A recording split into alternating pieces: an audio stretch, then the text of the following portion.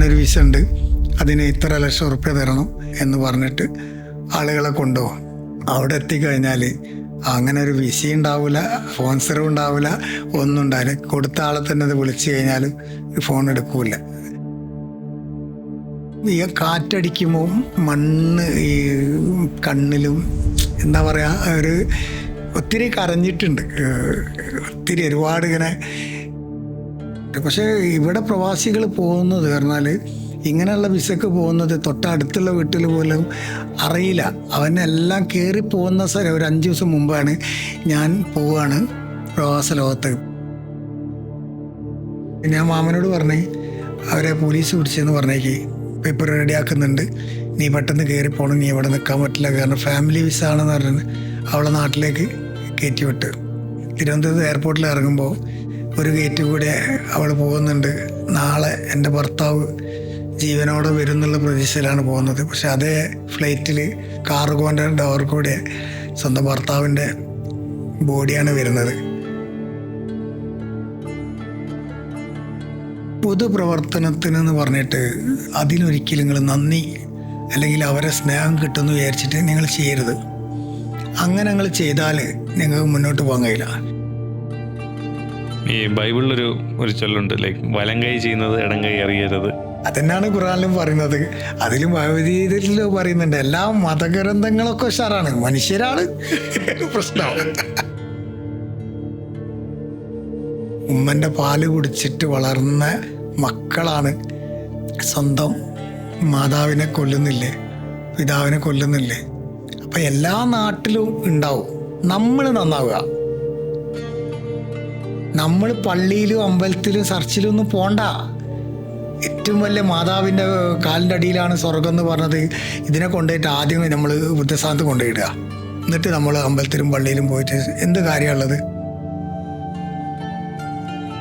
അങ്ങനെ മരണപ്പെട്ട് സെമിത്തേരിയിൽ നിന്ന് അതൊക്കെ കഴിഞ്ഞ് ഒരാളോട് വെച്ച്, അല്ല ആ കുട്ടീനടുത്ത ആളെ ആരാന്ന് വെച്ച്, അത് ഞങ്ങളെ കസിനാണ്, 12 വർഷമായിട്ട് അവർക്ക് കുട്ടിയില്ല.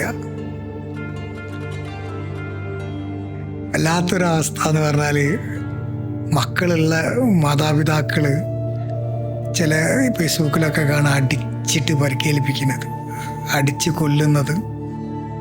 നമ്മൾ ഇത്ര നാൾ പ്രവാസി എന്ന് വിചാരിച്ചിരുന്ന ആ പ്രവാസിയിൽ നിന്ന് ഇച്ചിരി വ്യത്യസ്തമായ വേറൊരു പ്രവാസ ജീവിതമാണ് ഇക്ക നമ്മുടെ മുന്നിൽ തുറന്നു കാണിച്ചത്. അതും വളരെ ചെറിയൊരു ജോലിയിൽ നിന്നുകൊണ്ട് വളരെ വലിയ കാര്യങ്ങൾ നാടിന് വേണ്ടി, അതും എംബസിയുടെ ഭാഗമായിട്ടാണ് ഇക്ക ജോലി ചെയ്തുകൊണ്ടിരിക്കുന്നത്.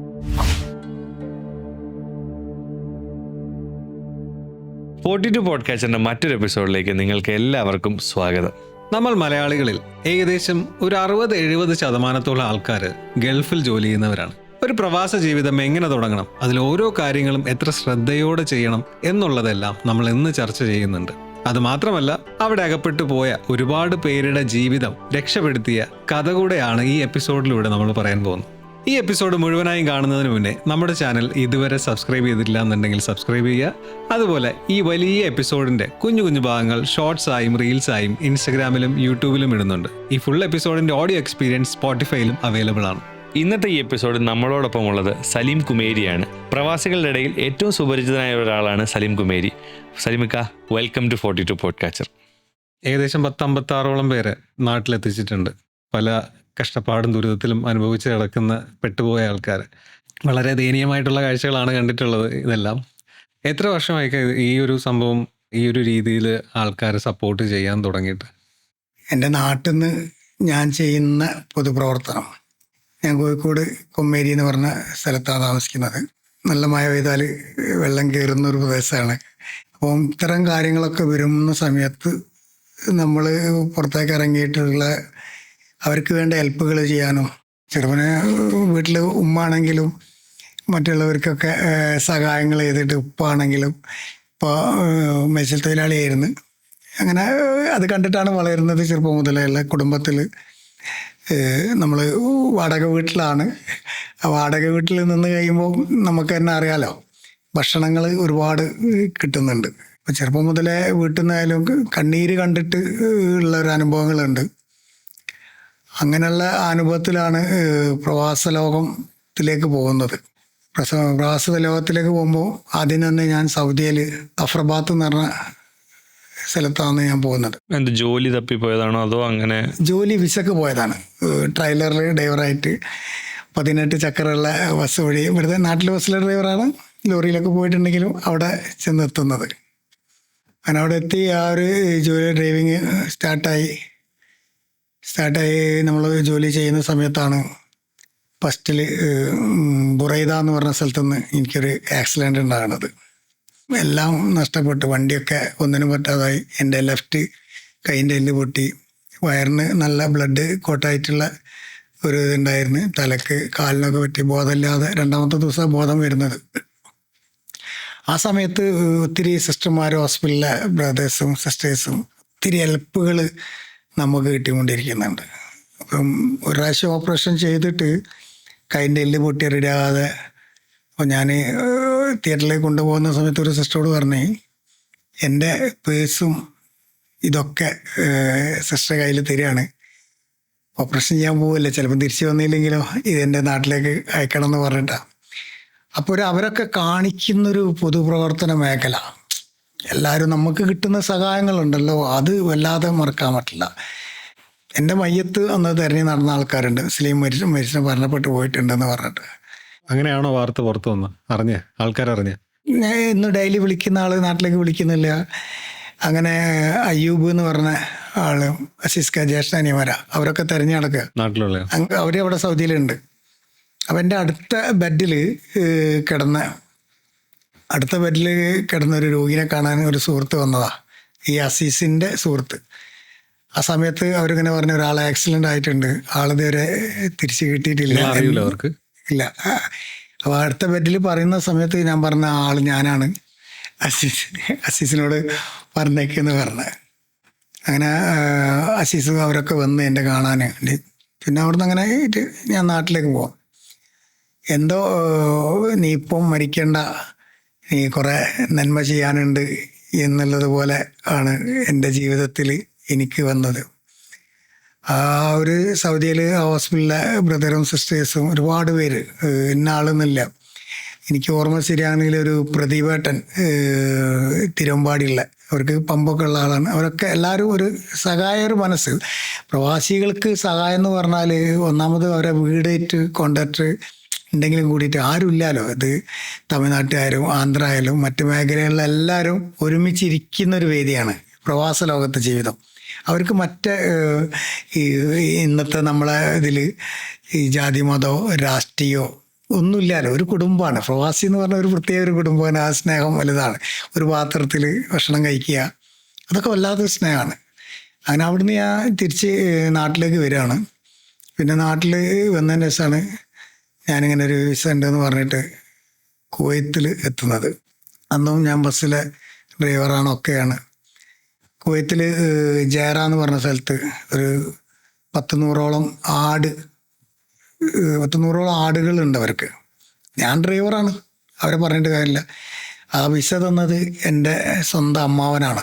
പക്ഷെ അമ്മാവന് അറിയില്ല, കാരണം ഏജൻറ്റുകൾ എന്ന് പറഞ്ഞാൽ യഥാർത്ഥ പ്രതികൾ, എല്ലാ ഏജൻറ്റുകളല്ലെങ്കിലും കൂടിയിട്ട് കുറച്ച് ഏജൻറ്റുകളുണ്ട്, വളരെ അവരെ പറയാതിരിക്കാൻ പറ്റില്ല, അത്രയും പണം മാത്രം ലക്ഷ്യം വെച്ചിട്ട് നിൽക്കുന്ന ഏജൻറ്റുകളുണ്ട്. അങ്ങനെ ഈ ആടിനതും വീട്ടിലെ അവസ്ഥകളും എന്നൊക്കെ ഇവിടുത്തെ വാടകയുടെ അല്ല രക്ഷപ്പെടും എന്നുള്ളൊരു പ്രതീക്ഷ. ഡ്രൈവർ വിസയിലാണ് പോയത്. ജോലി ഡ്രൈവർ തന്നെയാണ്. പക്ഷേ ഇവരെന്ന് പറഞ്ഞാൽ അവരെ ആടുണ്ട്, കൃഷിയാണ്. രാവിലെ ഒരു സുബഹി നിസ്കാരം കഴിഞ്ഞാൽ ഈ മരുഭൂമിയിലേക്കാണ് പോവുക. അപ്പോൾ അവിടെ ഈ ആടിനെ അവർ നോക്കും. നമ്മളാ ജോലി ചെയ്യണ്ട. പക്ഷേ അവിടെ നമ്മളെ ഇന്ത്യയിൽ തന്നെ ആന്ധ്ര സ്വദേശിയാണ് അവരെ ഇങ്ങനെ ആടിനെ നോക്കുന്നത്. അങ്ങനെ അവരെ കൂടെ കുറച്ചൊക്കെ ഹെൽപ്പ് ചെയ്ത് കൊടുക്കും. പിന്നെ ആടെന്ന് പറഞ്ഞാൽ നമുക്കൊരു ഇഷ്ടമുള്ള അതിനെ കൊണ്ട് അവരെ നമ്മളിങ്ങനെ ഹെൽപ്പ് ചെയ്ത് കൊടുക്കും. ഈ കാറ്റടിക്കുമ്പോൾ മണ്ണ്, ഈ പൂയികളിങ്ങനെ നമ്മളെ കണ്ണിലും എന്താ പറയുക, ഒരു പ്രത്യേക ഒരു ഇതാണ്. ഒത്തിരി കരഞ്ഞിട്ടുണ്ട്, ഒരുപാട് ഇങ്ങനെ. കാരണം മക്കളെ കാണാൻ കഴിയുന്നില്ല. പ്രവാസൻ്റെ നാട്ടിൽ വന്ന് സ്പ്രേ അടിച്ചിട്ട് വണ്ടി വാടകയ്ക്ക് എടുത്ത ഒന്നുമല്ല പ്രവാസിൻ്റെ ജീവിതം. പക്ഷേ സുഖമാണ് കേട്ടോ. ഒത്തിരി ഒരുപാട് ജോലികളും സുഖങ്ങളും ഉള്ള ആളുകളുണ്ട്. ആ മേഖല കണ്ടിട്ടായിരിക്കും എനിക്ക് എന്തെങ്കിലും ചെയ്യണമെന്നോ ആദ്യം എന്തെങ്കിലും കൂടിയിട്ട് അങ്ങനെ അവിടുന്ന് എൻ്റെ ഓർമ്മ ശരിയാണെങ്കിൽ ഒരാൾ ഇതേമാതിരി തന്നെ വിസയിൽ വന്നിട്ട് കുടുങ്ങിയിട്ട് അവരെ രക്ഷപ്പെടുത്തുന്നത്. ഈ ജോലിയിൽ ഇരിക്കുമ്പോൾ തന്നെ അവിടുന്ന് ആദ്യം ഒരാളെ കയറ്റിവിടുന്നത്. പിന്നെ അവിടുന്ന് എൻ്റെ ഒരു സ്പോൺസർ മകനായിട്ട് ചെറിയൊരു വിഷയം ഉണ്ടായി. അങ്ങനെ ഞാനും അടിയായി. അവരുടെ ജ്യേഷ്ഠനൊക്കെ നല്ലതാണ്, ഫാദർ നല്ല മനുഷ്യരാണ്. അടിയായി. എനിക്ക് നല്ല താടിയുണ്ട്. ഞാൻ ആ ഡ്രസ്സ് മാത്രമേ ഉപയോഗിക്കുള്ളൂ, അറബിയിലെ അവരിടുന്ന അതിൽദാസ. അപ്പോൾ സ്പോൺസറെ ജ്യേഷ്ഠന് അവർ CID ആണ്, നല്ല മനുഷ്യൻ. എന്നോട് പറഞ്ഞു ഞാൻ റിലീസ് തരാം, എൻ്റെ അനിയനയിൽ ഇങ്ങനെ തെറ്റ് വന്നു പോയി, റിലീസ് തരാമെന്ന് പറഞ്ഞു. ഞാൻ പറഞ്ഞു വേണ്ട, എനിക്ക് നാട്ടിൽ പോകണം. ഞാനൊന്ന് പേടിച്ചു പോയി. എൻ്റെ മക്കളെ എനിക്ക് കാണാൻ പറ്റില്ല എന്നുള്ള. അതായത് ഇതൊരു കേസായിട്ട് മാറിയോ? ഇല്ല, അടിച്ച കേസായിട്ടൊന്നുമില്ല. അടിച്ചത് നമുക്ക് അവിടെ ബ്ലഡ് വന്നിട്ടുണ്ടെങ്കിൽ കേസാക്കിയാൽ നല്ല നിയമത്തിൽ തന്നെ പോവും. അതിന് എംബസികളും അവിടെ പൊതുമേഖലയിലുള്ള സംഘടനകൾ പല ആളുകളുണ്ട്. അത് സംഘടന എന്ന് മാത്രമല്ല, ഒരുപാടുള്ള ബന്ധങ്ങളുള്ള ആളുകളുണ്ട്. അറബികൾ തന്നെ ഒരുപാട് സ്നേഹമുള്ള അറബികളുണ്ട്. ഞാനിപ്പോഴും ആ അറബി വീട്ടിലാണ്. അതായത് അവിടുന്ന് എനിക്ക് റിലീസ് തന്നിട്ട് നമ്മളെ ഫയൽ ഏരിയയിൽ റിഗ എന്ന് പറഞ്ഞ സ്ഥലത്ത് ഒരു സ്പോൺസർ അലി എന്ന് പറഞ്ഞ KOCയിൽ ജോലി ചെയ്യുന്ന അവരുടെ ഉമ്മയാണ് എൻ്റെ സ്പോൺസർ. ആ അവരമ്മ മാത്രമല്ല, ആ അലി ഉമ്മനെ കാണിച്ചു കൊടുത്തിട്ട് പറഞ്ഞേ ഇത് എൻ്റെ ഉമ്മാണ്, ഇന്ന് മുതൽ നിൻ്റെ ഉമ്മാണെന്ന്. അങ്ങനെ അവിടെ ഞാൻ ജോലി ചെയ്ത. ഈ അലിക്ക് അവർ 6 ആൺകുട്ടികളാണ്. അതിൽ ഒന്ന് ഫായിസ് എന്ന് പറഞ്ഞിട്ട് ഒരു ഭിന്നശേഷിയുള്ള കുട്ടിയാണ്. അവനെ പുറത്തു പോകുമ്പോഴാണ് എനിക്ക് ഡ്യൂട്ടി ഉണ്ടാകുക. പക്ഷെ ഞാൻ എല്ലാ ഡ്യൂട്ടിയും ചെയ്യും, കാരണം മക്കളൊക്കെ ഡ്യൂട്ടി ചെയ്യും. അപ്പോൾ ഇപ്പോൾ മരണപ്പെട്ടു പോയി. എന്നെ ഭയങ്കര ഇഷ്ടം. എന്നെ ഒരാൾ എന്ത് പറഞ്ഞാലും സമ്മതിക്കില്ല. അപ്പോൾ അവരെ ചെറിയൊരു മോനാണ് സെറൂർ എന്ന് പറഞ്ഞിട്ട് കുവൈത്തി ചെയ്യണേ. അവൻ ചോദിക്കും ഫായിസ് മിനു അബ്ബ എന്താന്ന് ചോദിക്കും. അതായത് എനിക്ക് ആരോടാണ് ഇഷ്ടമെന്ന്. സലീമാണ്. അതേമാതിരി അവിടെ വേലക്കാരികൾ ചോദിക്കും ആരോടാ ഇഷ്ടം എന്ന് വയ്ക്കും. അപ്പോൾ അവരൊന്നുമല്ല പറയാ, സലീം അഹു സലീം എന്ന് പറയും, ഏട്ടനാണ് എന്ന് പറഞ്ഞ് വല്ലാത്തൊരു സ്നേഹമാണ് ആ വീട്ടിൽ നിന്ന്. അവരെ എടുത്തുനിന്ന് ആ ഒരു ജോലി ചെയ്യുന്ന സമയത്ത് പിന്നെ ഞാനിങ്ങനെ എൻ്റെ വീടിൻ്റെ അടുത്താണ് അവിടുത്തെ ഒരു ഹോസ്പിറ്റൽ, അദാൻ ഹോസ്പിറ്റൽ എന്ന് പറഞ്ഞിട്ട് അവിടുത്തെ ഗവൺമെൻറ് ഹോസ്പിറ്റലുകൾ. അപ്പം ഞാൻ ഫ്രീ ടൈമിൽ അവിടെ ഇങ്ങനെ ഹോസ്പിറ്റലുകളിലൊക്കെ വിസിറ്റ് ചെയ്യും. അതിവിടെ നാട്ടിൽ നിന്ന് ഇത് ചെയ്യുന്നതാണ്. കോഴിക്കോട് മെഡിക്കൽ കോളേജിൽ ഇങ്ങനെയുള്ള നമ്മളൊരു എന്തുണ്ടല്ലോ, നമുക്കൊരു വല്ലാത്തൊരു സുഖമാണ്. നമ്മൾ ഫ്രീ ടൈം ഉണ്ടാകുമ്പോൾ പോകും. അങ്ങനെ ആ പോകുന്ന സമയത്താണ് ഒരു മരണത്തിൻ്റെ വാർത്ത അറിയണത്. ഒന്നും അറിയില്ല ഇതിനെ പറ്റിയിട്ട്. അങ്ങനെ ഞാൻ അവിടെ ഒരു സംഘടനയിലുണ്ടായിരുന്നു. സംഘടന മാഗ്നറ്റ് എന്ന് പറഞ്ഞിട്ട് നമ്മുടെ സീർക്കാക്ക KKM എന്ന് പറഞ്ഞിട്ട് കുവൈത്ത് കേരള മുസ്ലിം അസോസിയേഷൻ എന്ന് പറഞ്ഞിട്ട് സംഘടനയിൽ മെമ്പറായിരുന്നു. അങ്ങനെ ഈ ഹോസ്പിറ്റലിൽ ഞാൻ വർക്ക് ചെയ്യുന്ന സമയത്ത് ഞങ്ങൾക്കൊരു ഗ്രൂപ്പ് ഉണ്ടായിക്കൂടെ, വല്ലതും ചെയ്യാൻ പ്രവർത്തിച്ചുകൂടാന്ന് ചോദിച്ചു എന്നോട്. നമ്മൾ പ്രവർത്തിക്കുക, അതിന് പ്രശ്നം, ഞാൻ സ്ഥാനത്തൊന്നും ഞാൻ ഇരിക്കില്ല എന്ന് പറഞ്ഞു. പ്രവർത്തിക്കുക. അങ്ങനെ അതിനൊരു പേരിട്ട ആളാണ് ഇന്ന് നമ്മുടെ ജ്യേഷ്ഠ തുല്യ ഈ ലോകത്തില്ല. അവർ ഭാര്യയും ഭർത്താവും കോവിഡിൻ്റെ സമയത്ത് മരണപ്പെട്ടു. അങ്ങനെ മാഗ്നറ്റ് എന്ന് പറഞ്ഞിട്ടൊരു ടീം അവിടെ സ്റ്റാർട്ട് ചെയ്യാണ്. ആ സ്റ്റാർട്ട് ചെയ്ത് നമ്മളിങ്ങനെ അതിൽ നല്ല പ്രവർത്തിക്കുന്ന ഒരുപാട് കുട്ടികൾ നല്ല ലെവലിൽ ഇങ്ങനെ പ്രവർത്തിക്കാൻ പോകുന്നു. ഹോസ്പിറ്റലുകളൊക്കെ ഞാൻ മുമ്പ് പോയ അതേ ഇത് തന്നെ എല്ലാം വിസിറ്റ് ചെയ്യും.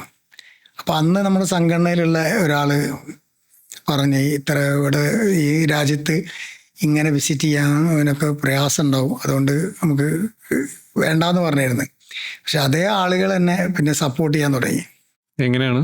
അതായത് ഇപ്പം പുറത്ത് നമ്മൾ പോകുന്നത് കാരണം പ്രവാസ ലോകത്ത് പോകുന്നത് ഏത് രാജ്യത്തായാലും നമ്മൾ ജോലിക്കാണ് പോകുന്നത്. അവിടെ ചെന്നിട്ട് നമുക്ക് പ്രവർത്തിക്കുന്നതിന് ഒരു ഇതുപോലെ സോഷ്യൽ വർക്ക് പോലെ കാര്യങ്ങൾ ഇല്ല, പ്രയാസം എന്ന് പറഞ്ഞാൽ ഒരു നിയമം ഉണ്ടാവില്ല. ഇപ്പോൾ നമ്മൾ ഇന്ത്യയിൽ തന്നെ ഒരു നിയമം ഉണ്ടാവുമല്ലോ, അത് കടന്നിട്ട് ആർക്കും ഒന്നും ചെയ്യാൻ കഴിയില്ല. അപ്പോൾ കുവൈത്ത് എന്ന് പറഞ്ഞ രാജ്യത്ത് പറഞ്ഞാൽ ഞാൻ ഇന്നിപ്പോൾ ഇന്ത്യൻ എംബസിൻ്റെ ID കാർഡുള്ള ആളാണ്. ഒരു 5-6 കൊല്ലമായിട്ടുള്ള ഇന്ത്യൻ എംബസിൻ്റെ അത് എല്ലാവർക്കും കിട്ടുന്നതാണ്. വളണ്ടിയർ എല്ലാവർക്കും കിട്ടുമെന്ന് പറഞ്ഞാൽ അത് കുറച്ച് പേർക്ക് ഉണ്ട് അവിടെ. ഈ കാർഡ് എന്നൊക്കെ പറഞ്ഞാൽ ഒരുപാട് ആളുകൾക്ക് മിസ്യൂസ് ചെയ്യാൻ പറ്റുന്നതാണ്. മരണം എന്ന് പറഞ്ഞാൽ ഒരു ഹോസ്പിറ്റൽ കേസ് മരണം എന്ന് പറഞ്ഞാൽ അത് ഏതൊരാൾക്കും ആ ആള് എന്തും അവർക്ക് എന്ന് പറഞ്ഞാൽ ഇപ്പോൾ എന്ത് സഹായം ചോദിച്ചാൽ അവർ തരും ആ ഒരു സിറ്റുവേഷനിൽ. അതായത് ഒരു മനുഷ്യനെ ചൂഷണം ചെയ്യാൻ പറ്റുന്നൊരു മേഖലയാണ്. അപ്പോൾ നമ്മളിപ്പോൾ സോഷ്യൽ വർക്കർ എന്ന് പറഞ്ഞിട്ട് നമ്മളിപ്പോൾ ചെയ്യേണ്ട എന്തും അവർക്കൊരു സഹായം കിട്ടുന്നതിന് നിയമത്തിന് നമുക്കൊന്നും ചെയ്യാൻ പറ്റില്ല. അതായത് ഇന്ത്യൻ എംബസി എന്ന് പറഞ്ഞാൽ ഓരോ ഗൾഫ് കൺട്രികളും ഇന്ത്യൻ എംബസികളുണ്ട്. അതിൽ തന്നെ അവർ ചെയ്യുന്നുള്ള ആളുകളും അതിലുണ്ട്. അതിന് ഓരോ ലേബർ ഡിപ്പാർട്ട്മെൻറ്റായിട്ട് ഒരുപാട് കാര്യങ്ങൾ അതിൽ ചെയ്യേണ്ടതുണ്ട്. അപ്പോൾ അവർക്ക് തന്നെ അത് ചെയ്യാനുണ്ട്. പിന്നെ എന്ന് പറഞ്ഞിട്ടുണ്ടെങ്കിൽ ഇത് ഇപ്പം എന്നെ പോലെ തന്നെ ഒത്തിരി പേരുണ്ട് പൊതുപ്രവർത്തന മേഖലയിലുള്ളത്. ഇപ്പം ബോഡി കയറ്റി വിടാനായിട്ടും ഹോസ്പിറ്റലിൽ ചെയ്യാനായിട്ടും. ഈ എംബസിയുടെ സൈഡിൽ നിന്നാണ് എംബസിയിൽ ഹോസ്പിറ്റലിൽ പോകാനും ജയിലിൽ ഇപ്പോൾ ആരെ പിടിച്ചാൽ പോകാനും ഒക്കെ അതിൻ്റെതായ ഡിപ്പാർട്ട്മെൻറ്റ് ആളുകളുണ്ട്. ഡെയിലി ഹോസ്പിറ്റലിൽ അവർ പോകും, പോലീസ് സ്റ്റേഷനിൽ പോകും, എംബസിൻ്റെ സ്റ്റാഫുകൾ, ലേബർ. അപ്പോൾ അതിനൊന്നും വേറെ ആളുകളില്ല. പിന്നെ നമ്മൾ അറിയുന്ന കേസുകൾ നമ്മൾ അവരോട് പറയും ഇങ്ങനെയാണ് എന്നറിയും. അപ്പം ഞാനെന്ന് പറഞ്ഞിട്ട് എനിക്ക് ഒരുപാട് ഫ്രീ ടൈം ഉണ്ടല്ലോ. അപ്പോൾ അത് ഹോസ്പിറ്റലിൽ തന്നെ അങ്ങനെ കാരണം ഒരുപാട് ടൈമുണ്ട് ഫ്രീ ആയിട്ട്. അപ്പം വെറുതെ ഇങ്ങനെ നടന്നു നിൽക്കുക നമ്മളിങ്ങനെ ഹോസ്പിറ്റലിൽ കയറി ഇങ്ങനെ നടന്നു കളിക്കും. നമുക്കിപ്പോൾ ഈ വിസയുടെ കാര്യത്തിൽ പറയുമ്പോൾ ഇപ്പം ഇക്ക പോയത് ഹൗസ് ഡ്രൈവർ ആയിട്ടാണ്. അപ്പോൾ അതിനൊരു വിസ 20 എന്നൊക്കെ പറയുന്ന പോലെ ഒരു ഇതുണ്ടല്ലോ, ഒരു നമ്പർ ഉണ്ട്. അപ്പം ആക്ച്വലി എന്താണ് ഈ വിസ 20 എന്ന് പറയുന്നത്? എന്താണ് വിസ 20 എന്ന് പറഞ്ഞാൽ ലേബറാണ്. വീട്ടിലെ ഡ്രൈവറുകൾ, ദിവാനി പണി, അങ്ങനെ ലേബർ വിസകളാണ് 20 എന്ന് പറഞ്ഞത്. 80 എന്ന് പറഞ്ഞത് അത് കമ്പനീൻ്റെ. പിന്നെ 70 വിസ അതുണ്ട്. അതും ഇതൊക്കെ ആയിട്ട് ഈ ഇങ്ങനെ ഈ ആടിനെ ഗവൺമെൻറ്റിലും ഇങ്ങനെ ആടിനെ നോക്കുന്ന അങ്ങനെയുള്ള ലേബേഴ്സിലൊക്കെ വരുന്ന 70 വരുന്നുണ്ട്. ഇപ്പോൾ ഞാൻ ഈ ഒരു വിസയ്ക്ക് അപ്ലൈ ചെയ്യുമ്പോൾ, പ്രവാസ ലോകം സ്റ്റാർട്ട് ചെയ്യാനായിട്ട് ഞാൻ അതിനുവേണ്ടി സെർച്ച് ചെയ്യുമ്പോൾ ഞാൻ ഒരിക്കലും വിസ 20 ആണോ 18 ആണോ അതോ ഇത് വേറെ എന്തെങ്കിലും വിസയാണോ എന്നൊന്നും ഞാൻ അന്വേഷിക്കാറില്ല. അപ്പം ഇതിൽ ഈ പറയുന്ന വിസ നമ്മൾ അപ്ലൈ ചെയ്യുമ്പോൾ, വിസ നമുക്ക് കിട്ടുന്ന സമയത്ത് പലപ്പോഴും ഈ ഏജൻസീസ് ആണ് ഇതിന് ഇടയിൽ നിൽക്കുക, എല്ലാം നമുക്ക് വേണ്ടി ചെയ്തു തരുന്നതായിട്ട് നിൽക്കുന്നത്. അപ്പോൾ ഇവർ ഭീകരമായൊരു എമൗണ്ട് നമ്മുടെ നിന്ന് ചാർജ് ചെയ്യുന്നുണ്ട്. യഥാർത്ഥത്തിൽ എന്താണ് ഈ ഏജൻസി ചെയ്യുന്നത്? എന്താണ് ഇപ്പോൾ ഈ 20 വിസയിൽ ഇപ്പോൾ വീട്ടിൽ ഒരു ലേബർ വിസക്ക് വരാം, വീട്ടിൽ ഡ്രൈവറായിട്ട് വരികയാണെങ്കിൽ അവിടുത്തെ ഈ ഒരു ഡ്രൈവർ കുവൈത്തിൽ എന്നിപ്പോൾ ഞാൻ കുവൈത്തിലാണ്, കുവൈത്ത് രാജ്യത്തേക്ക് വരുന്നുണ്ടെന്നുണ്ടെങ്കിൽ അവൻക്കൊരിക്കലും വിസക്ക് ഒരു ചിലവ് വേണ്ട. ഈ സ്പോൺസർ കൊടുക്കും, ടിക്കറ്റ്, മെഡിക്കലിനുള്ള എല്ലാം സ്പോൺസർ കൊടുക്കും. ഇതിന് ഇടനിലക്കാരുണ്ടാവും, ഈ ഏജൻറ്റുകൾ എന്നൊക്കെ പറയും. ആ ഏജൻറ്റുകൾ പല ഇന്ന റേറ്റ് എന്നല്ല പലതും പൈസ വാങ്ങുന്നുണ്ട്. ഒരുപാട് പൈസ വാങ്ങില്ല. ലേബറിൽ എന്താ പറയുക, 1,00,000 റുപ്യ 1,50,000 റുപ്യ വരെ വാങ്ങിയിട്ട് ഈ 20 വിസ വീട്ടിലേക്ക് ഡ്രൈവർ വിസ. പക്ഷെ അവർക്ക് ആകെ സാലറി കിട്ടുക അവർ ഈ സ്പോൺസർ പറഞ്ഞ റൈറ്റല്ല ഈ ഏജൻറ്റ് പറയാം, അല്ലെങ്കിൽ ഇതിൽ ഇടനിലക്കാർ പറയാം. അതായത് ഇപ്പോൾ ഒരു വിസയിൽ ഇപ്പോൾ ഒരാൾ വരികയാണ്, ആ ആളോട് പറയും ഒരു സ്പോൺസർ ഒരു 100 KD സാലറി കൊടുക്കാമെന്ന് പറഞ്ഞാൽ അതൊരു 120 150 ഏജൻറ്റ് പറയും. കറക്റ്റ് പറയുന്ന ഏജന്റുകളൊക്കെ വളരെ കുറവാണ്. നമ്മുടെ അവസ്ഥ ചൂഷണം ചെയ്യുന്ന അത് ഒരുപാട്. ഇപ്പൊ ഇതിനകത്ത് ഈ അൺലൈസൻസ്ഡ് ഏജന്റ് എന്നൊക്കെ പറഞ്ഞിട്ടുണ്ടാവുമല്ലോ. ഇപ്പം ലൈസൻസ് ഇല്ലാത്ത ഏജന്റുമാർ ഇതിനകത്ത് കിടന്ന് അവിടെയും തൊഴില്ല അവിടെയും തൊഴില്ല എന്താ ചോദിച്ചാൽ ആരെന്ന് പറയാനും പറ്റാത്ത രീതിയിൽ പെട്ടെന്ന് വന്നു പോകുന്ന, പൈസ വാങ്ങിച്ചിട്ട് പോകുന്ന കുറേ ആൾക്കാരുണ്ട്. അതുപോലെ തന്നെ ഈ സ്പോൺസേഴ്സിൽ ബ്ലാക്ക് ലിസ്റ്റ് ചെയ്യപ്പെടുന്ന ആൾക്കാരും ഇല്ലേ അവിടെ? നമ്മൾക്കിപ്പോൾ ഒരു വിസ നമുക്ക് തരുമ്പോൾ ആ വിസയിൽ തന്നെ ഉണ്ടാവും സ്പോൺസർ നമ്പർ.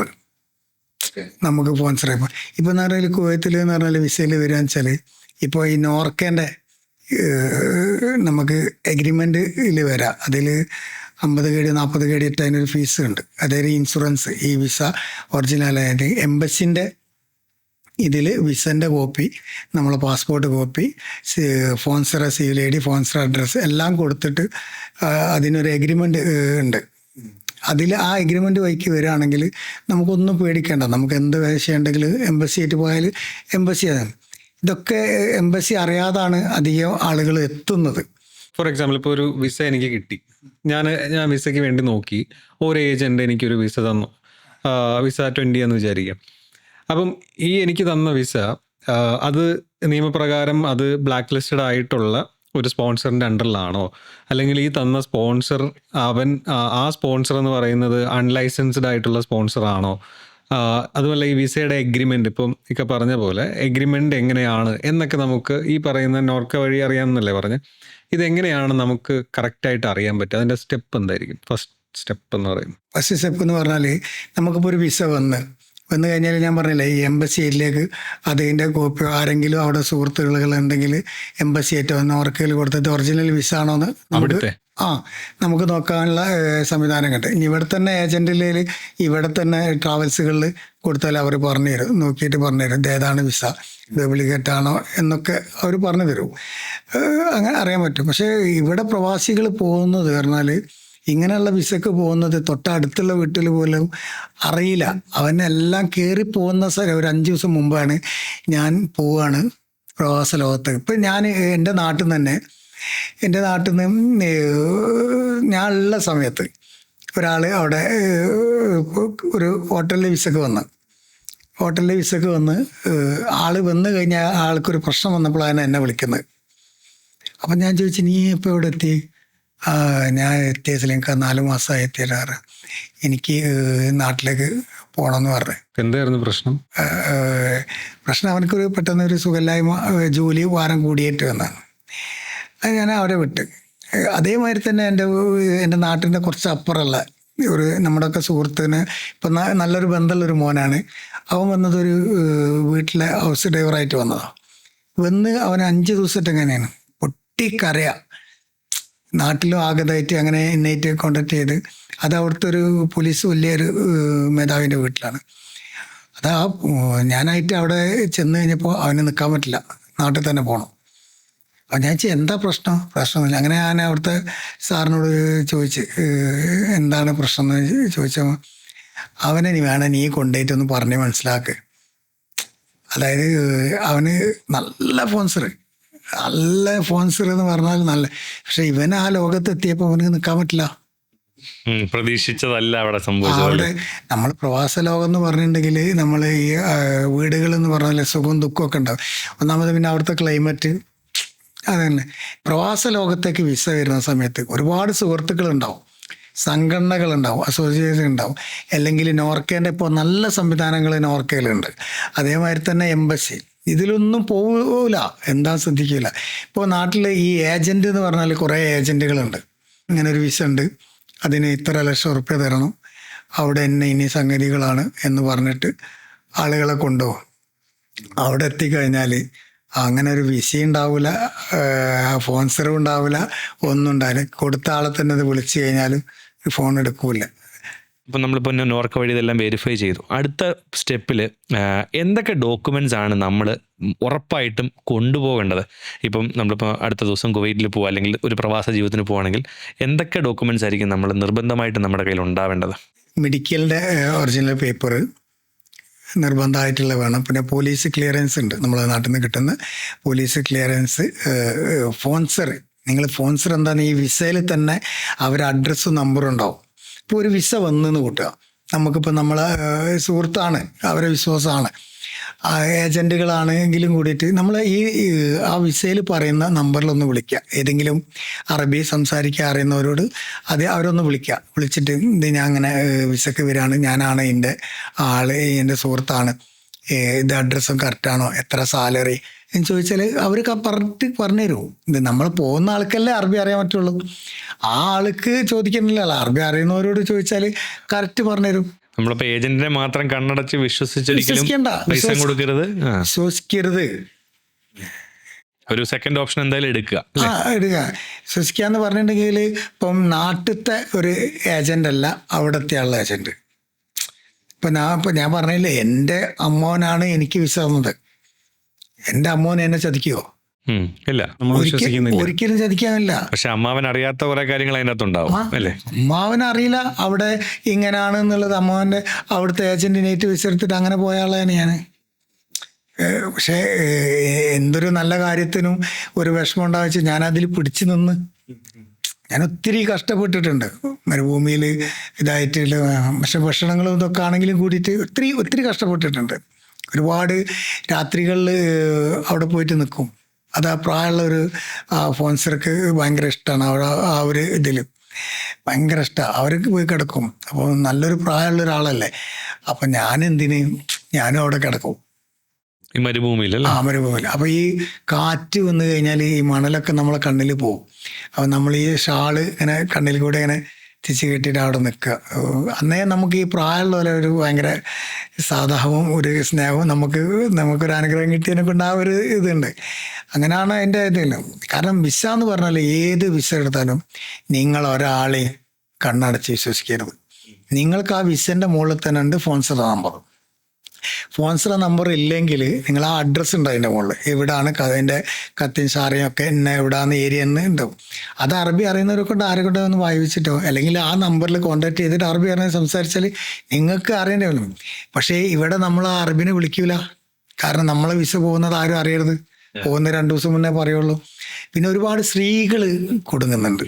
സ്ത്രീകൾ എന്ന് പറഞ്ഞാൽ ഒരുപാട് സ്ത്രീകൾ, അതായത് അവർ പോകുന്നത് ഭർത്താവ് ഒന്നില്ല ക്യാൻസർ, കിഡ്നി പേഷ്യൻ്റ്, രോഗികളായ ഭർത്താക്കന്മാരുണ്ടാകും, മക്കളെ വിദ്യാഭ്യാസം, വാടകയ്ക്ക് വീട്.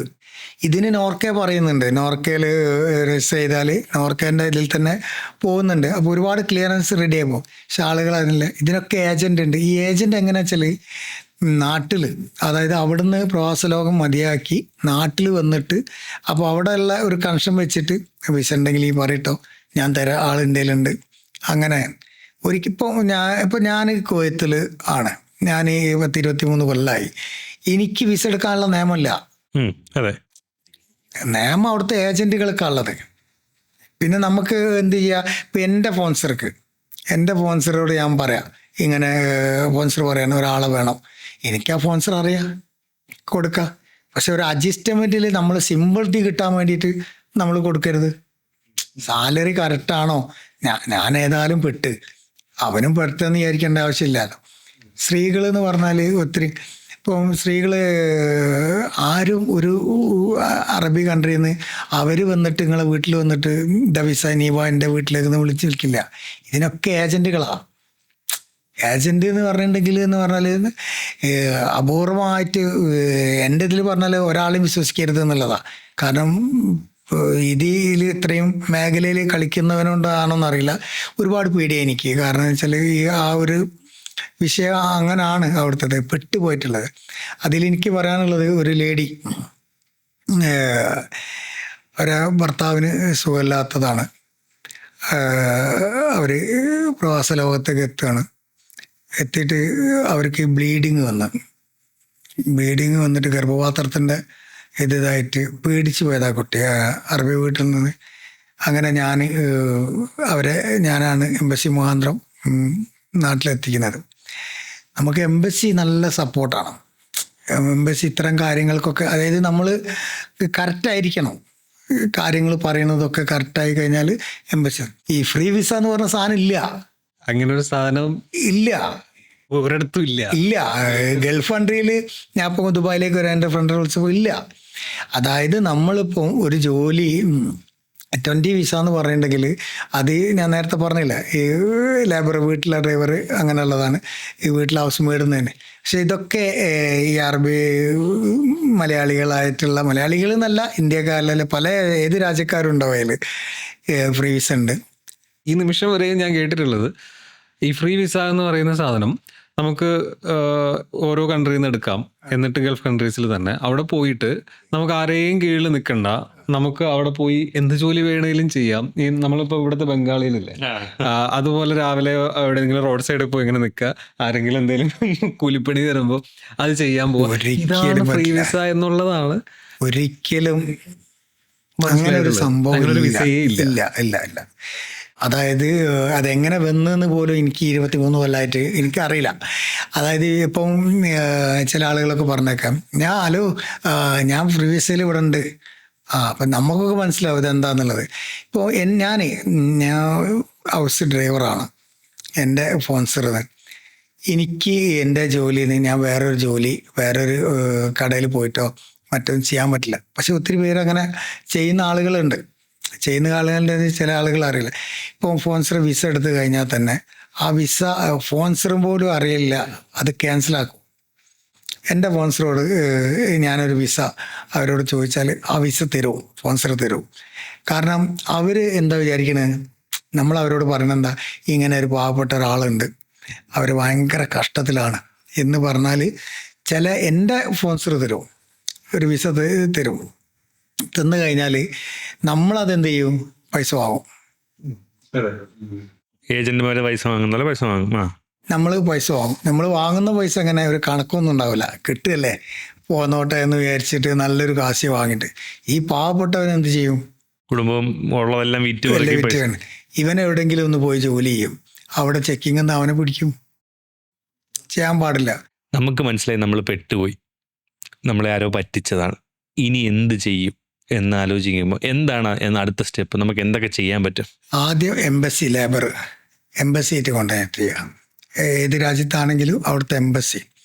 അപ്പോൾ അവിടെ ഇപ്പോൾ എനിക്ക് പോലും അത് എന്ത് ചെയ്തു കൊടുക്കണം എന്നുള്ളത് പറഞ്ഞു കൊടുക്കുക. നമുക്ക് ആ ഒരു പെട്ട ആളെ കൊണ്ടുവന്നിട്ട് നമ്മളെ വീട്ടിൽ നിർത്തുക അല്ലെങ്കിൽ സംരക്ഷണം കൊടുക്കുക ഒന്നും പറ്റില്ല. ഇന്ത്യൻ എംബസിയാണ് അതിനുള്ളത്. നിയമപരമായിട്ട് അത് തെറ്റാണ്. ഭയങ്കര തെറ്റാണ്. ഞാൻ എൻ്റെ റൂമിൽ കൊണ്ടുപോയിട്ട് നിർത്താനൊന്നും പറ്റില്ല. അതായത് ആ പെട്ട ആളെ നമുക്ക്, അല്ലെങ്കിൽ അവിടുത്തെ പോലീസിൻ്റെ ഇതിൽ പോയിട്ട് അതിന് ഹൈറ്റായിട്ടുള്ള ലേബറിൽ ഇതുണ്ട്, പോലീസ് തന്നെ പോയിട്ട് നല്ല സ്റ്റേഷനിൽ പോയിട്ട് ഇതാണ് എൻ്റെ വിഷയം. അതിന് ആദ്യം ബെറ്റർ നമുക്ക് ഒന്നാമത് ഭാഷ അറിയില്ല. ആ എംബസി പോന്നാൽ അവിടെ എംബസി പോവാതെ എന്ത് ചെയ്യും, ഈ പ്രശ്നങ്ങളൊക്കെ ഞാൻ ചെയ്തു തരാം, ഞാൻ ഇവിടുത്തെ എല്ലാമാണ് എന്ന് പറഞ്ഞിട്ട് അവൻ്റെ ഒരു സിമ്പതിയിൽ റൂമിൽ കൊണ്ടുപോയി നിർത്തലും അങ്ങനെ ആകുന്ന സമയത്ത് അത് വലിയൊരു വിഷയത്തിലേക്ക് പോവാം. ഇതിനെ ഇടനിലയ്ക്ക് നിന്ന് സപ്പോർട്ട് രക്ഷിക്കാമെന്ന് പറഞ്ഞ് രക്ഷിക്കാന്ന്. പക്ഷെ രക്ഷിക്കാന്ന് പറയുന്നവർക്ക് അവനക്ക് രക്ഷിക്കാൻ തന്നെ ഉള്ള മനസ്സുകൊണ്ടായിരിക്കും അത് ചെയ്യെങ്കിലും കൂട്ടിയിട്ട്. പക്ഷെ അത് ചെയ്യരുത്. നമ്മൾ നേരെ ആള് എംബസിയിൽ എത്തിക്കഴിഞ്ഞാൽ എംബസി തീരുമാനം എടുക്കും. നമ്മൾ പിന്നെ അതിനൊന്നും നിൽക്കണ്ട. നമ്മളൊരു വിസ കിട്ടിയാൽ ആ വിസയിലുള്ള ഞാൻ നേരത്തെ പറഞ്ഞ മാതിരി തന്നെ നമ്പറിൽ വിളിക്കുക, ആ അഡ്രസ്സ് നോക്കുക, ഓക്കെ ആണെങ്കിൽ പോയാൽ മതി. കുറേ ഏജന്റുകളായിട്ട് അങ്ങനെ നമ്മൾ അങ്ങനത്തെ ഇല്ലാത്തൊരു സംഭവം നമ്മളായിട്ട് ഉണ്ടാക്കണ്ടല്ലോ. പക്ഷെ ഇവിടെ എന്ന് പറഞ്ഞാൽ ഒരുപാട് കുടുംബങ്ങൾ ഒരാൾ പ്രയാസപ്പെടുന്ന സമയത്ത് ആ സമയത്താണ് അവനക്കൊരു വിസ കിട്ടുന്നുണ്ട്, ഇത്ര ശമ്പളം, ഇത്രയോ ലക്ഷം തന്നാൽ എനിക്ക് തരും. അവൻ്റെ വീട് വരെ വിറ്റിട്ട് അല്ലെങ്കിൽ ഭാര്യൻ്റെ സ്വർണം വാങ്ങിയിട്ട് നാട്ടുകാരോട് കടം വാങ്ങിയിട്ട് ആ പ്രവാസ ലോകത്ത് എത്തണം. അപ്പോൾ അവിടുന്ന് ഈ ഒരു ഫ്രീ വിസ എന്ന് പറഞ്ഞ സംഭവം ഇങ്ങനെ ആണെന്ന് അറിയുമ്പോൾ എന്തായിരിക്കും അവസ്ഥ? അതെ, തകർന്നു പോകും. ആകെപ്പെടുകയല്ലേ നമുക്കൊരാൾക്കും അവരെ സഹായിക്കാൻ പറ്റില്ല. സഹായിക്കുന്നവരുണ്ട് കേട്ടോ, ഒത്തിരി ആളുകൾ സഹായിക്കുന്നുണ്ട്, അറിയാതെ സഹായിക്കുന്നില്ല, അറിഞ്ഞും കൊണ്ട് റിസ്ക് എടുത്ത് സഹായിക്കുന്നുണ്ട്. വിട്ടുപോകില്ല, കാരണം ഭക്ഷണം കൊടുക്കാനൊക്കെ എല്ലാവരും റെഡിയാണ് ഒക്കെ എന്ന്. എന്നാലും അത് ചെയ്യാതിരിക്കുന്നതാണ് എൻ്റെ ഇത്ര കാലത്തെ എക്സ്പീരിയൻസിൽ.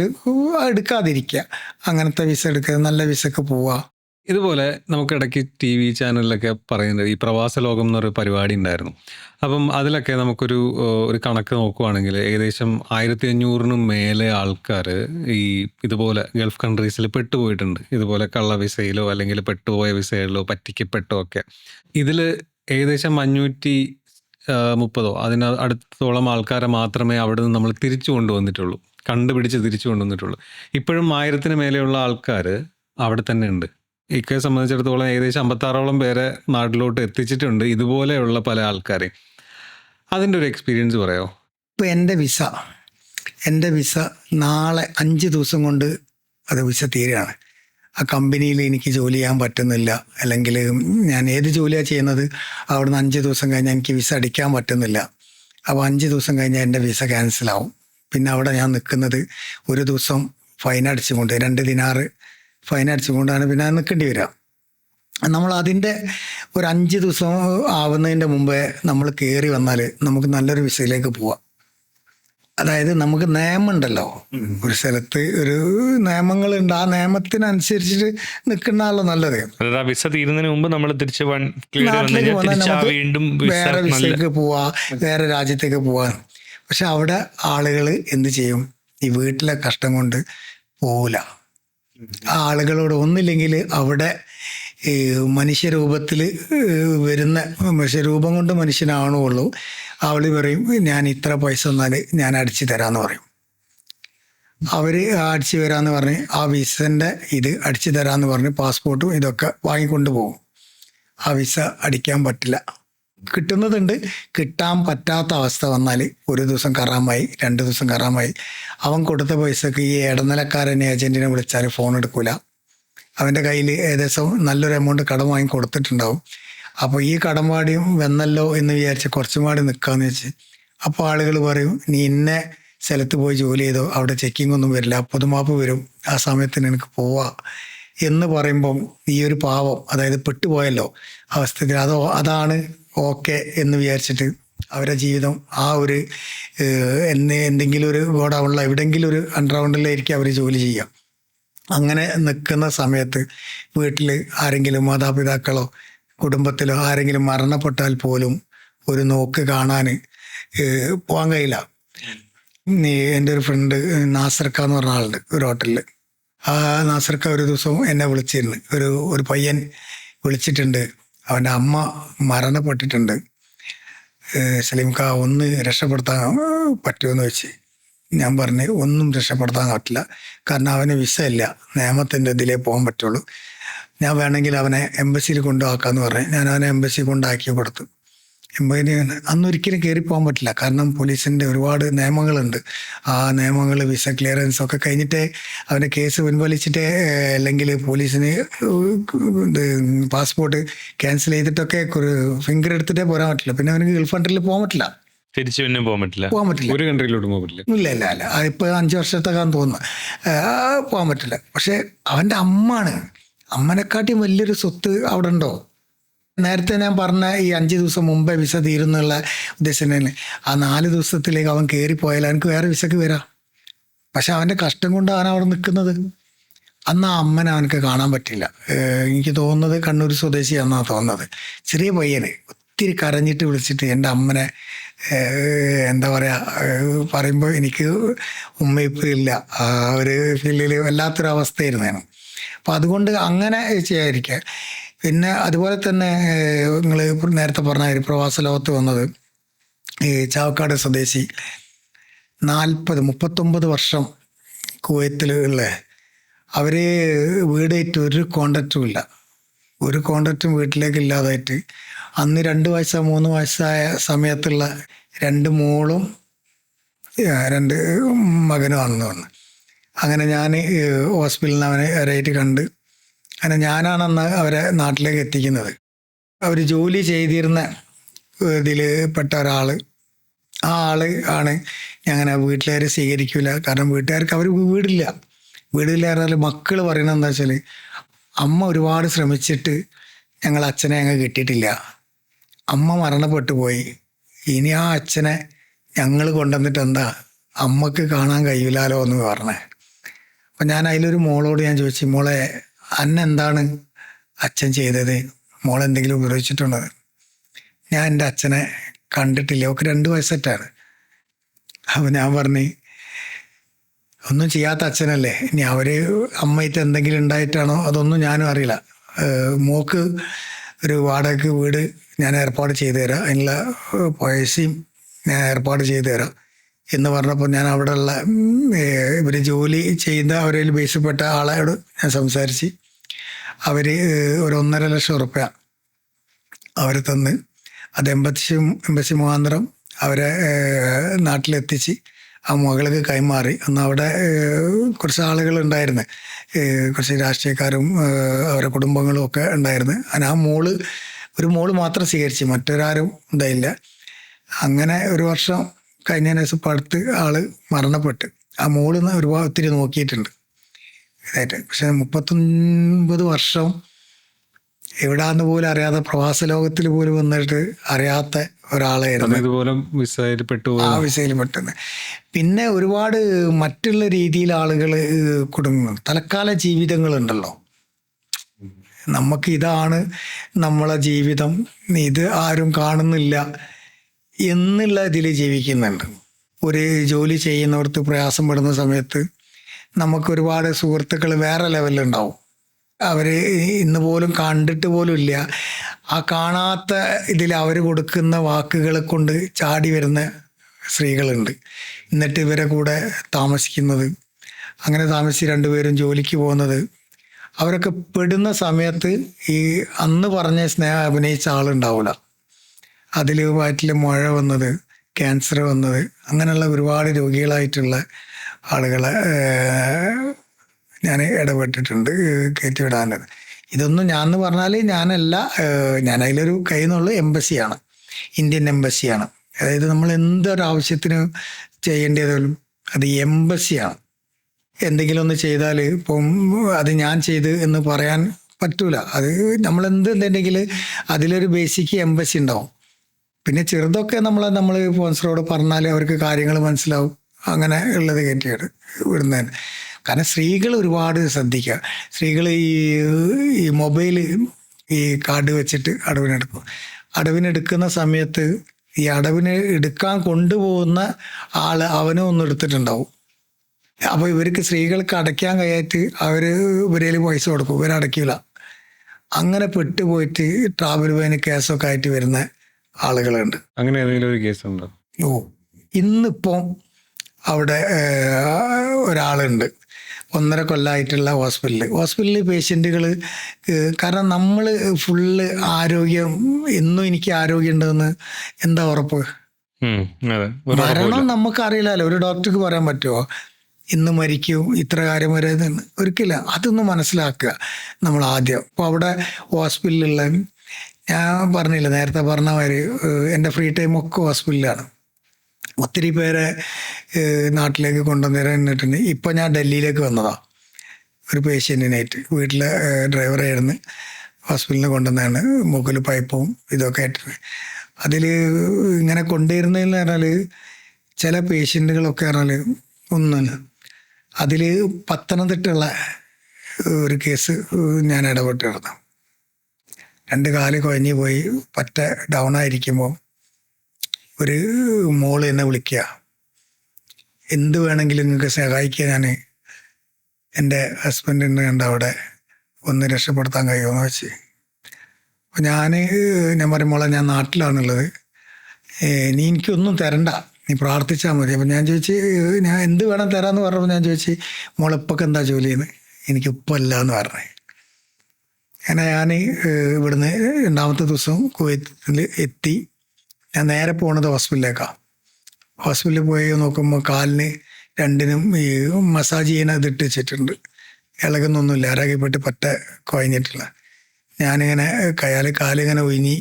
ഞാൻ പറഞ്ഞു പേടിക്കണ്ട, എന്തും നമുക്ക് ചെയ്യാം, ഞാൻ എന്നെ നാട്ടിലെത്തിക്കുന്നു പറഞ്ഞു. അന്ന് രാത്രി അവൻ്റെ ഒരു വിരലിളകി, അനക്കം വെച്ച്. അത് അവൻ്റെ വൈഫ് വിളിച്ചിട്ട് പറയാ, ഇക്കൻ്റെ വിരല് കാലിന് ഇളക്കം വന്നിക്കണ് ഇപ്പം ചെയ്യുന്നില്ലേ. പിന്നെ ആ കുട്ടി എന്നെ ഉപ്പാന്ന് വിളിക്കാന്.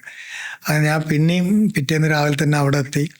അപ്പം ഇത് സ്ട്രെച്ചറിലെ കൊണ്ടുവരാൻ പറ്റുക, കാരണം ഇരിക്കുന്നില്ല വീൽ ചെയറിൽ. പക്ഷെ അവിടുത്തെ ഡോക്ടർ ഞാൻ പറഞ്ഞു ഞാൻ അങ്ങനെ കൊണ്ടുവന്നാണ്, എന്നെ ആളാന്ന് പറഞ്ഞപ്പോൾ ഡോക്ടർ പറഞ്ഞു ഓക്കെ ഞാൻ ഹെൽപ്പ് ചെയ്ത് തരാമെന്നത്. ആ ഡോക്ടർ, തെറാപ്പിൻ്റെ ഡോക്ടർ ഇരുത്തിച്ച് കുറച്ചൊക്കെ ഒന്ന് റെഡിയാക്കി ഞാൻ അവനെ എടുത്തിട്ടാണ് കൊണ്ടുവന്നത്. എല്ലാ ഡോക്ടർമാരും ഒത്തിരി പേരുണ്ട് സഹായിക്കാൻ, ഡോക്ടർമാരായാലും ഹോസ്പിറ്റലിലെ സിസ്റ്റർമാരായാലും ബ്രദർമാരായാലും ഒത്തിരി. ഒന്നും വേണ്ട, അവിടെ ജോലി ചെയ്യുന്ന ബംഗാളികൾ വരെ, അവർ വരെ ഇത്തരം കാര്യങ്ങൾക്കൊക്കെ സപ്പോർട്ടുള്ളതാണ് എനിക്ക് കിട്ടിയിട്ടുണ്ട്. അങ്ങനെ ഞാൻ എടുത്ത് അവനെ നാട്ടിലെത്തിച്ച് കോട്ടയം മെഡിക്കൽ കോളേജിൽ കൊണ്ടുപോയി. ഞാൻ നേരെ എയർപോർട്ടിൽ നിന്ന് കൊണ്ട് വീട്ടിലേക്ക് പോയി. ഇന്ന് കുറച്ച് ദിവസം മുമ്പ് വരെ അവൻ എൻ്റെ വീട്ടിൽ ബൈക്ക് ഓടിച്ചിട്ട് വന്നിട്ടുണ്ട്. കാരണം പക്ഷെ അവിടെ എനിക്ക് പ്രത്യേകിച്ചൊരു പറയാനുള്ള കാരണം എന്താ വെച്ചാൽ ബെഡിലായിരുന്നു, ബാത്റൂമിലെ എല്ലാ കാര്യങ്ങളും ബെഡിൽ തന്നെ ആയിരുന്നു. അപ്പോൾ അവൻ്റെ വൈഫിനോട് ഞാൻ വിളിച്ച് ചോദിച്ച്, മോളെ ആരാക്കിപ്പെട്ട് പറ്റ കുഴഞ്ഞ് കിടക്കുകയാണ്. എല്ലാം ബെഡിൽ നിന്നാണ്, എണീറ്റ് നടക്കാൻ കഴിയില്ല. മോൾക്ക് എങ്ങനെയാ മോള് നോക്കുക എന്ന് വെച്ചപ്പോൾ അവൾ പറഞ്ഞ എന്താന്ന് പറയുമോ, എന്ത് വേണമെങ്കിലും ഞാൻ ചെയ്യാൻ, എനിക്ക് ഇവിടെ എത്തിച്ചാൽ മതി, ഞാൻ നോക്കും, എൻ്റെ എക്കാനെ ഞാൻ നോക്കും എന്നുള്ള. ആ മോള് ഒരു 22 വയസ്സായ ആ മോള് പറയാ, ഞാൻ നോക്കും, എൻ്റെ എക്കാനെ ഞാൻ നോക്കും, നിങ്ങൾ ഇവിടെ എത്തിച്ചത്.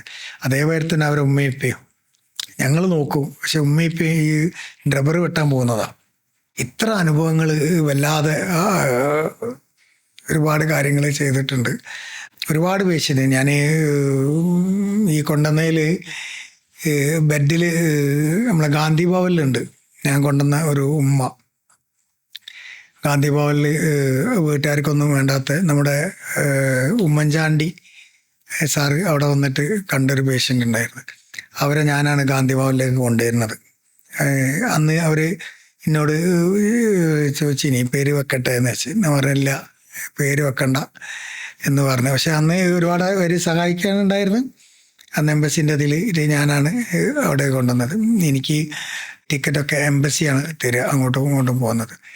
അതേമാതിരി തന്നെ വേറെ ഒരു ബ്രാഹ്മൺസ്, നമ്മുടെ തൃശ്ശൂർ സ്വദേശി, അയാൾ അത്രയും ഭക്തി പോലെ ജീവിച്ചൊരു മനുഷ്യന് 13 കൊല്ലം അവിടെ കുടുങ്ങിയിട്ട് കണ്ണ് കാഴ്ച നഷ്ടപ്പെട്ടു പോയിരുന്നു. അങ്ങനെ ഒത്തിരി പേര് ഒരു കമ്പനിയിൽ നിന്ന് റിലീസ് ചോദിച്ചതാണ്. ആ റിലീസ് ചോദിച്ചപ്പോൾ അടുത്ത കമ്പനിയിൽ അടിക്കാൻ ലേറ്റായി കഴിഞ്ഞാൽ ഈ കമ്പനി എന്ത് ചെയ്യും, അത് ഒരു 3 മാസം ടൈം കൊടുത്താൽ, അല്ലെങ്കിൽ ഒരു മാസത്തിനുള്ളിൽ മാറണമെന്ന് പറഞ്ഞാൽ ആ ഒരു എത്ര മാസം വെച്ചാൽ അതിൻ്റെ മുന്നേ മാറിയിട്ടില്ലെങ്കിൽ അവർ കേസ് ഇടും ഇവരെ പേര്. അതെന്തിനാ വെച്ചാൽ ആ കമ്പനി സേഫ്റ്റി ആന. ഇപ്പം റിലീസ് കൊടുത്തിട്ട് മാറാതെക്കണത്. ഇന്നിപ്പോൾ അവിടെ ഹോസ്പിറ്റലിൽ കിടക്കുന്ന ഒരാളുണ്ട്, ഒരു സൂപ്പർ മാർക്കറ്റിൽ ജോലി ചെയ്തിട്ട് അവർ റിലീസ് കൊടുത്തതാണ്, ഒപ്പൊക്കെല്ലായിട്ട് കൊടുത്തതാണ്. പക്ഷെ ആള് വേറെ വിസ അടിക്കാതെ നടന്ന് ഇന്നിപ്പോൾ വിസ ഇല്ലാതെ ഹോസ്പിറ്റലുണ്ട്. ആക്സിഡൻറ്റ് പറ്റിയിട്ട് ഒരു ഭാഗമൊക്കെ ഇതായിട്ട് കാലൊക്കെ പറ്റാതായതാണ്. ഇപ്പോൾ ആൾ ഓക്കെ ആയിട്ട് വീൽ ചെയറിലൊക്കെ ഇരിക്കുന്നുണ്ട്, ഇതായിട്ടുണ്ട്. അന്ന് ഈ അതിന് അവരെ കുടുംബങ്ങൾ ആരുമില്ല. ഇപ്പോൾ അവർ കോഴിക്കോട് നമ്മുടെ തണലിൽ ഉണ്ട്, ഡോക്ടർ നിരീസിൻ്റെ ഒരുപാട് ആളെ നോക്കുന്ന ഒരു ടീമാണ് തണൽ സ്ഥാപനം, അത് അവരെ ഇടുണ്ട്. അതേമാതിരി തന്നെ ഒരു അമ്മ 20 കൊല്ലം അവിടെ നിന്നിട്ട് 2 പെൺകുട്ടികളുണ്ട്. ആ പെൺകുട്ടികൾ വേണ്ടാന്ന് പറഞ്ഞ് 2 മക്കളും ഞങ്ങൾക്ക് അമ്മനെ വേണ്ട. അതൊരു കഥയാണ്, അത് മീഡിയ 1 ഉണ്ടായിരുന്ന ന്യൂസ് കൊടുത്തിരുന്നത്. ഈ അമ്മ തണലിലുണ്ട് ഇതായിട്ട് 20 കൊല്ലം സ്വന്തം മക്കളാണ് പറയുന്നത്. ആ മക്കളെ ഒരു മോള് പറഞ്ഞ് ഞങ്ങളടുത്തേക്ക് വരരുതെന്ന് വേറെ ആളോട് പറഞ്ഞ്, എന്നോട് ഡയറക്റ്റ് പറഞ്ഞില്ല, വേറെ ആളോട് പറഞ്ഞിട്ട് ഇന്ന് അവിടെ ഉണ്ട് തണലിൽ. കാരണം നമ്മളിപ്പോൾ ഞാനായാലും നല്ല ഭക്ഷണം കഴിച്ച് ജീവിക്കുക. നമ്മൾ മക്കൾ എന്ന് വിചാരിച്ച് ജീവിച്ചിട്ട്, അല്ലെങ്കിൽ നമ്മളെ ഭാര്യ എന്ന് വിചാരിച്ചിട്ട് അവരെ നോക്കണ്ടെന്നല്ല പറയുന്നത്. നമ്മൾ നല്ല ഫുഡ് കഴിക്കുക, നല്ല ഉറങ്ങുക എന്നുള്ളതൊക്കെ ഏറ്റവും നല്ലതിലാണ്. അപ്പം സ്വന്തം മക്കൾ ഇത് വേണ്ടാന്ന് പറയുമ്പോൾ എന്തായിരിക്കും അവസ്ഥ? അത് വല്ലാത്തൊരു വിഷമങ്ങളാണ്. ഇത്രയും പേര് ആ നാട്ടിലോട്ട് കൊണ്ടുവന്നില്ലേ, എന്താ പറയാ, ഒരു പ്രത്യേക ഒരു കണക്ഷൻ തോന്നിയ ഒരു കാര്യം എന്താണ്? ഒരു അങ്ങനെ കുറച്ച് കാര്യങ്ങൾ പറയാൻ കൊണ്ടുവന്നു. അത് മാത്രമല്ല, ഞാൻ ഒരു നാട്ടിലേക്ക് വരാൻ വേണ്ടിയിട്ട് പെട്ടിയൊക്കെ കെട്ടി വെച്ചതാ. പെട്ടിയൊക്കെ കെട്ടി വെച്ചതിന് അയാൾക്ക് പെട്ടെന്നൊരു മാനസിക ഒരു ഇത് വന്ന്, അവിടെയുള്ള ഒരാള് നാളെ ആള് 2 ദിവസത്തിന് നാട്ടിൽ വരാനിരുന്ന ആളാണ്. പെട്ടെന്ന് പെട്ടിയൊക്കെ കെട്ടി വെച്ച് വരാൻ വേണ്ടിയിട്ടെല്ലാം റെഡിയായി നിന്നപ്പം അദ്ദേഹത്തിന് എന്തോ ഒരു മാനസിക ഫ്ലാറ്റിൽ നിന്ന് പുറത്തേക്ക് ചാടാൻ വേണ്ടി നോക്കിയപ്പോൾ കൂട്ടുകാരൊക്കെ പിടിച്ച് അവിടുത്തെ പോലീസ് ഉദ്യോഗസ്ഥർ വന്ന് അവരെ നേരെ ഹോസ്പിറ്റലിലേക്ക് കൊണ്ടുവന്ന്.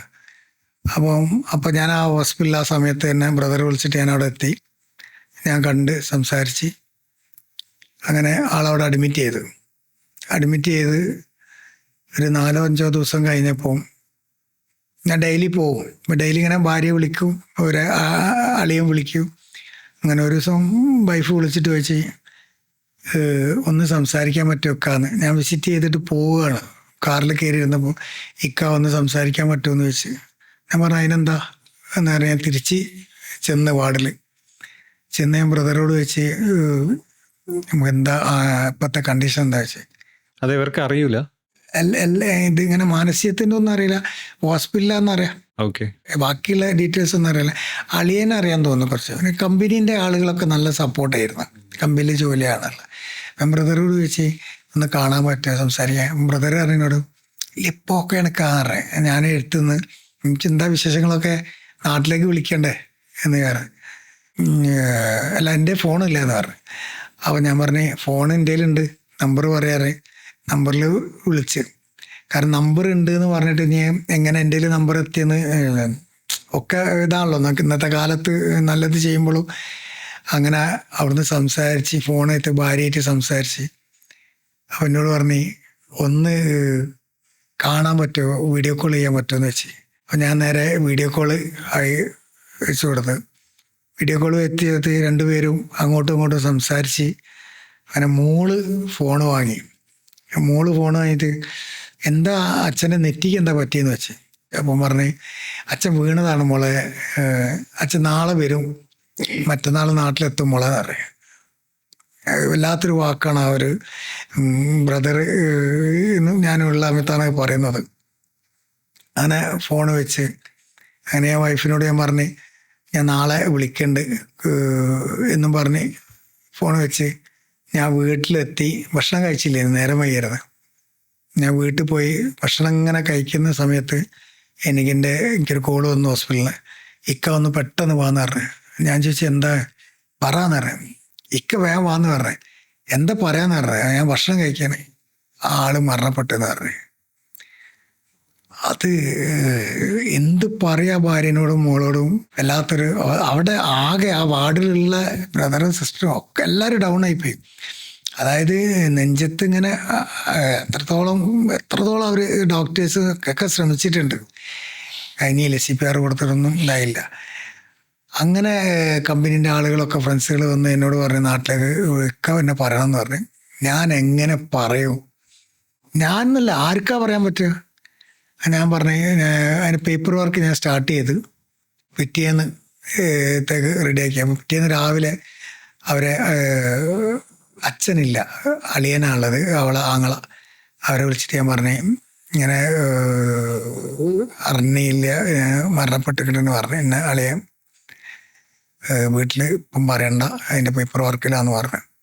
അങ്ങനെ ഉണ്ട് വൈഫ് വിളിക്കണേ. വൈഫ് ഈ ജോലിക്ക് പോകുന്നുണ്ട്.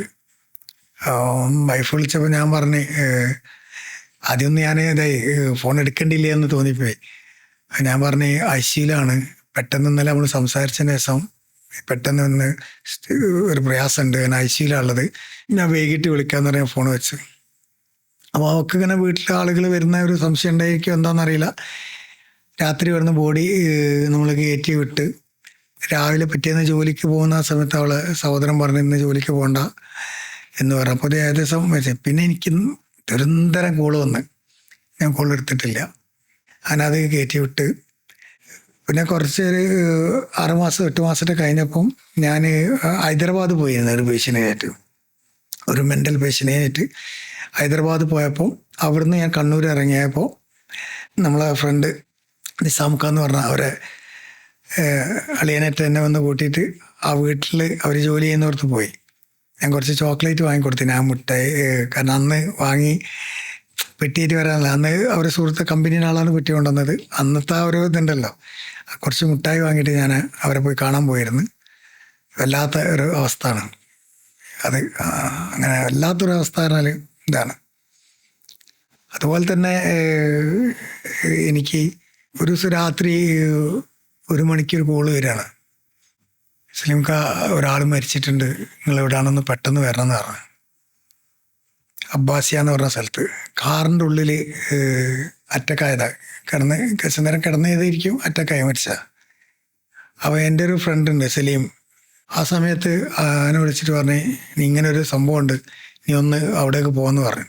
അവനെ പറഞ്ഞേക്കാളുള്ള കാരണം എന്താ വെച്ചാൽ ആ സമയത്ത് എൻ്റെ കാറിൻ്റെ ബാക്കിൽ വേറൊരു കാറ് കൊണ്ടു വെച്ചിട്ടുണ്ട്. അപ്പോൾ എനിക്ക് എൻ്റെ വണ്ടി എടുക്കാൻ കഴിയുന്നില്ല, രാത്രി 1 മണിയല്ലേ.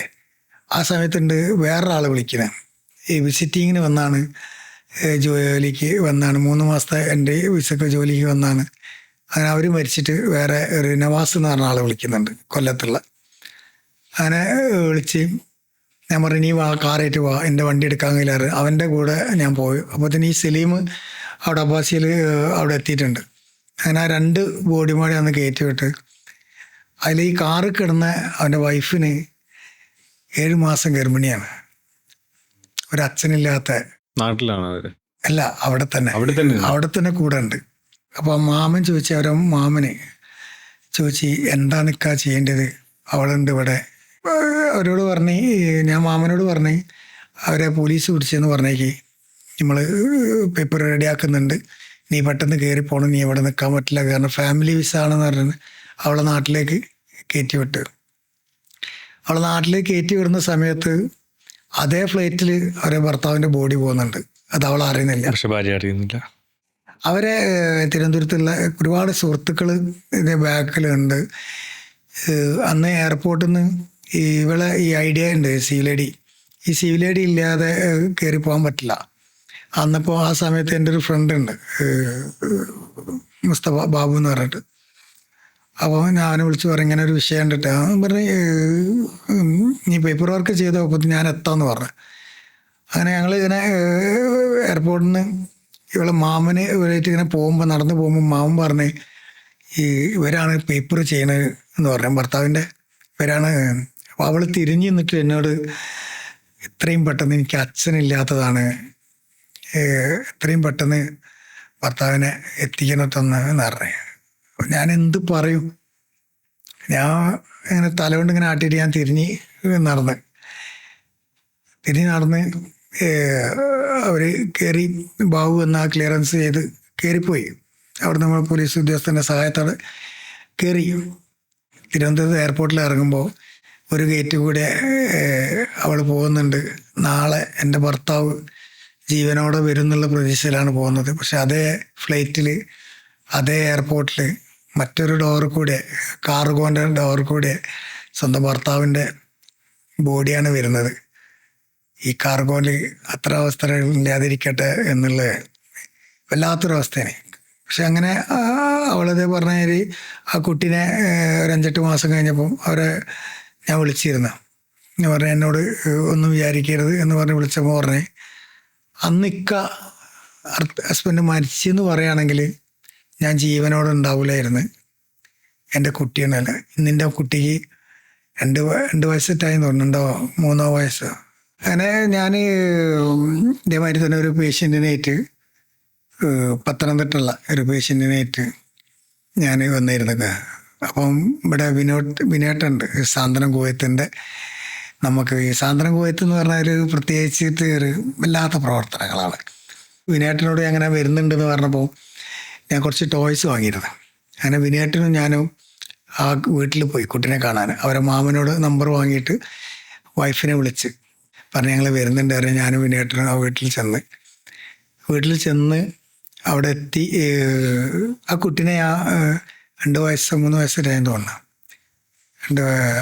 ആ കുട്ടീനെ ഞാൻ വിളിച്ചപ്പോൾ, മോളെ വാന്ന് വിളിച്ചപ്പോൾ അത് ഓടി വന്ന് ഞാൻ ഇന്ന് വരെ അവർക്ക് കോള് ചെയ്തിട്ടില്ല, ആ കുട്ടീനായിട്ട് സംസാരിച്ചിട്ടില്ല, അവരുടെ വീട്ടിലാരും കോൾ ചെയ്തിട്ടില്ല. അത് മുമ്പ് 6 മാസം മുന്നേ ഞാൻ വിളിച്ചത്, പ്രസവിച്ച് കഴിഞ്ഞ ഉടനെ ഒരു മാവൻ.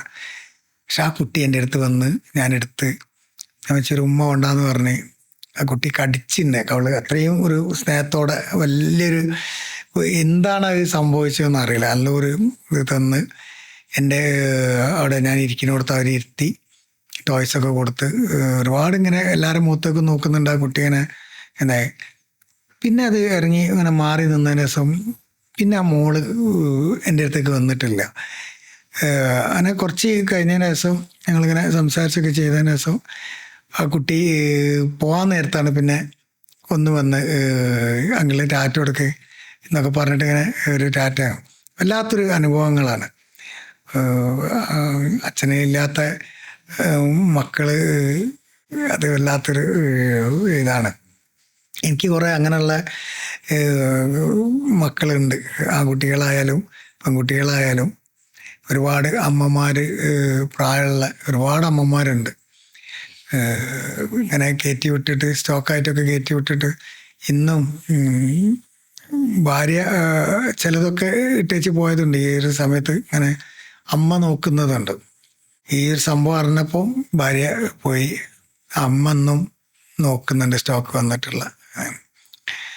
നമ്മൾ ഈ കാണുന്നതൊന്നുമല്ല ചില സമയത്ത് നമുക്ക് സംഭവിക്കുന്നത്.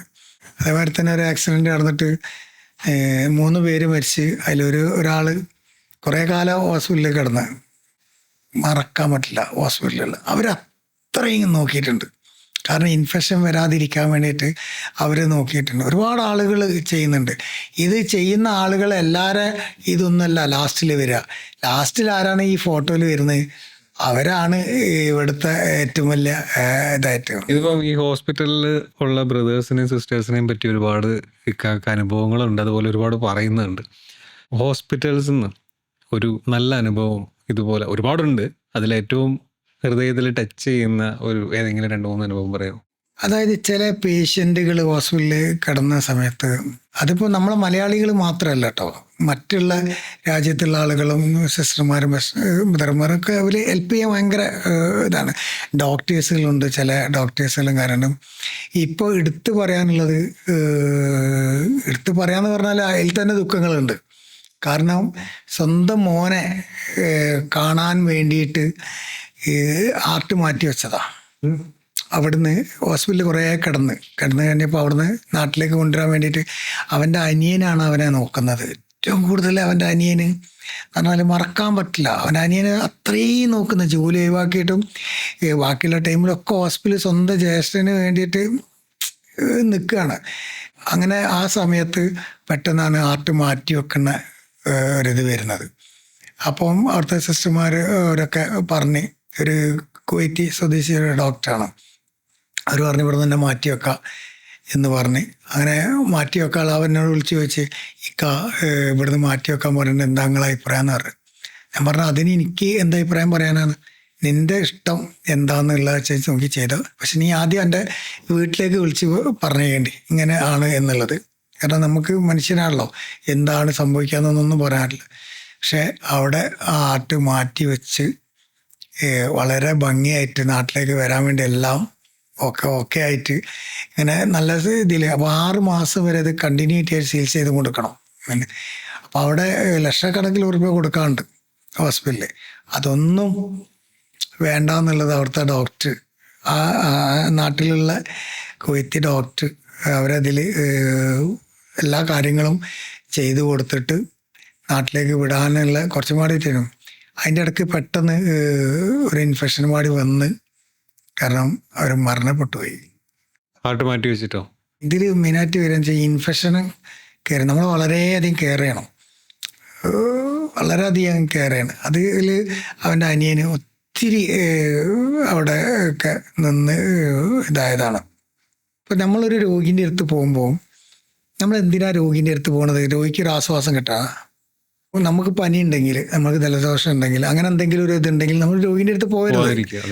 നമ്മൾ അവിടുത്തെ കുടത്തിനെക്കാട്ടും കൂടുതൽ ദോഷം ചെയ്യും ആ സമയത്ത് നമ്മൾ. പിന്നെ കഴിയുന്നത് രോഗികളെ കൂടെ ഒന്ന് ഫോട്ടോ എടുക്കാതെ വെക്കുക. ഇപ്പം ഞാൻ ഇത്രയും പേഷ്യൻറ്റിനെ കൊണ്ടുവന്നാണ്, ഞാൻ എന്നെ പോലെ ഇഷ്ടംപോലെ ആളുണ്ടാവട്ടെ, ഞാൻ അറിയില്ല, നമ്മൾ ഒരു ഫോട്ടോ പോലും ഞാൻ എടുക്കലില്ല.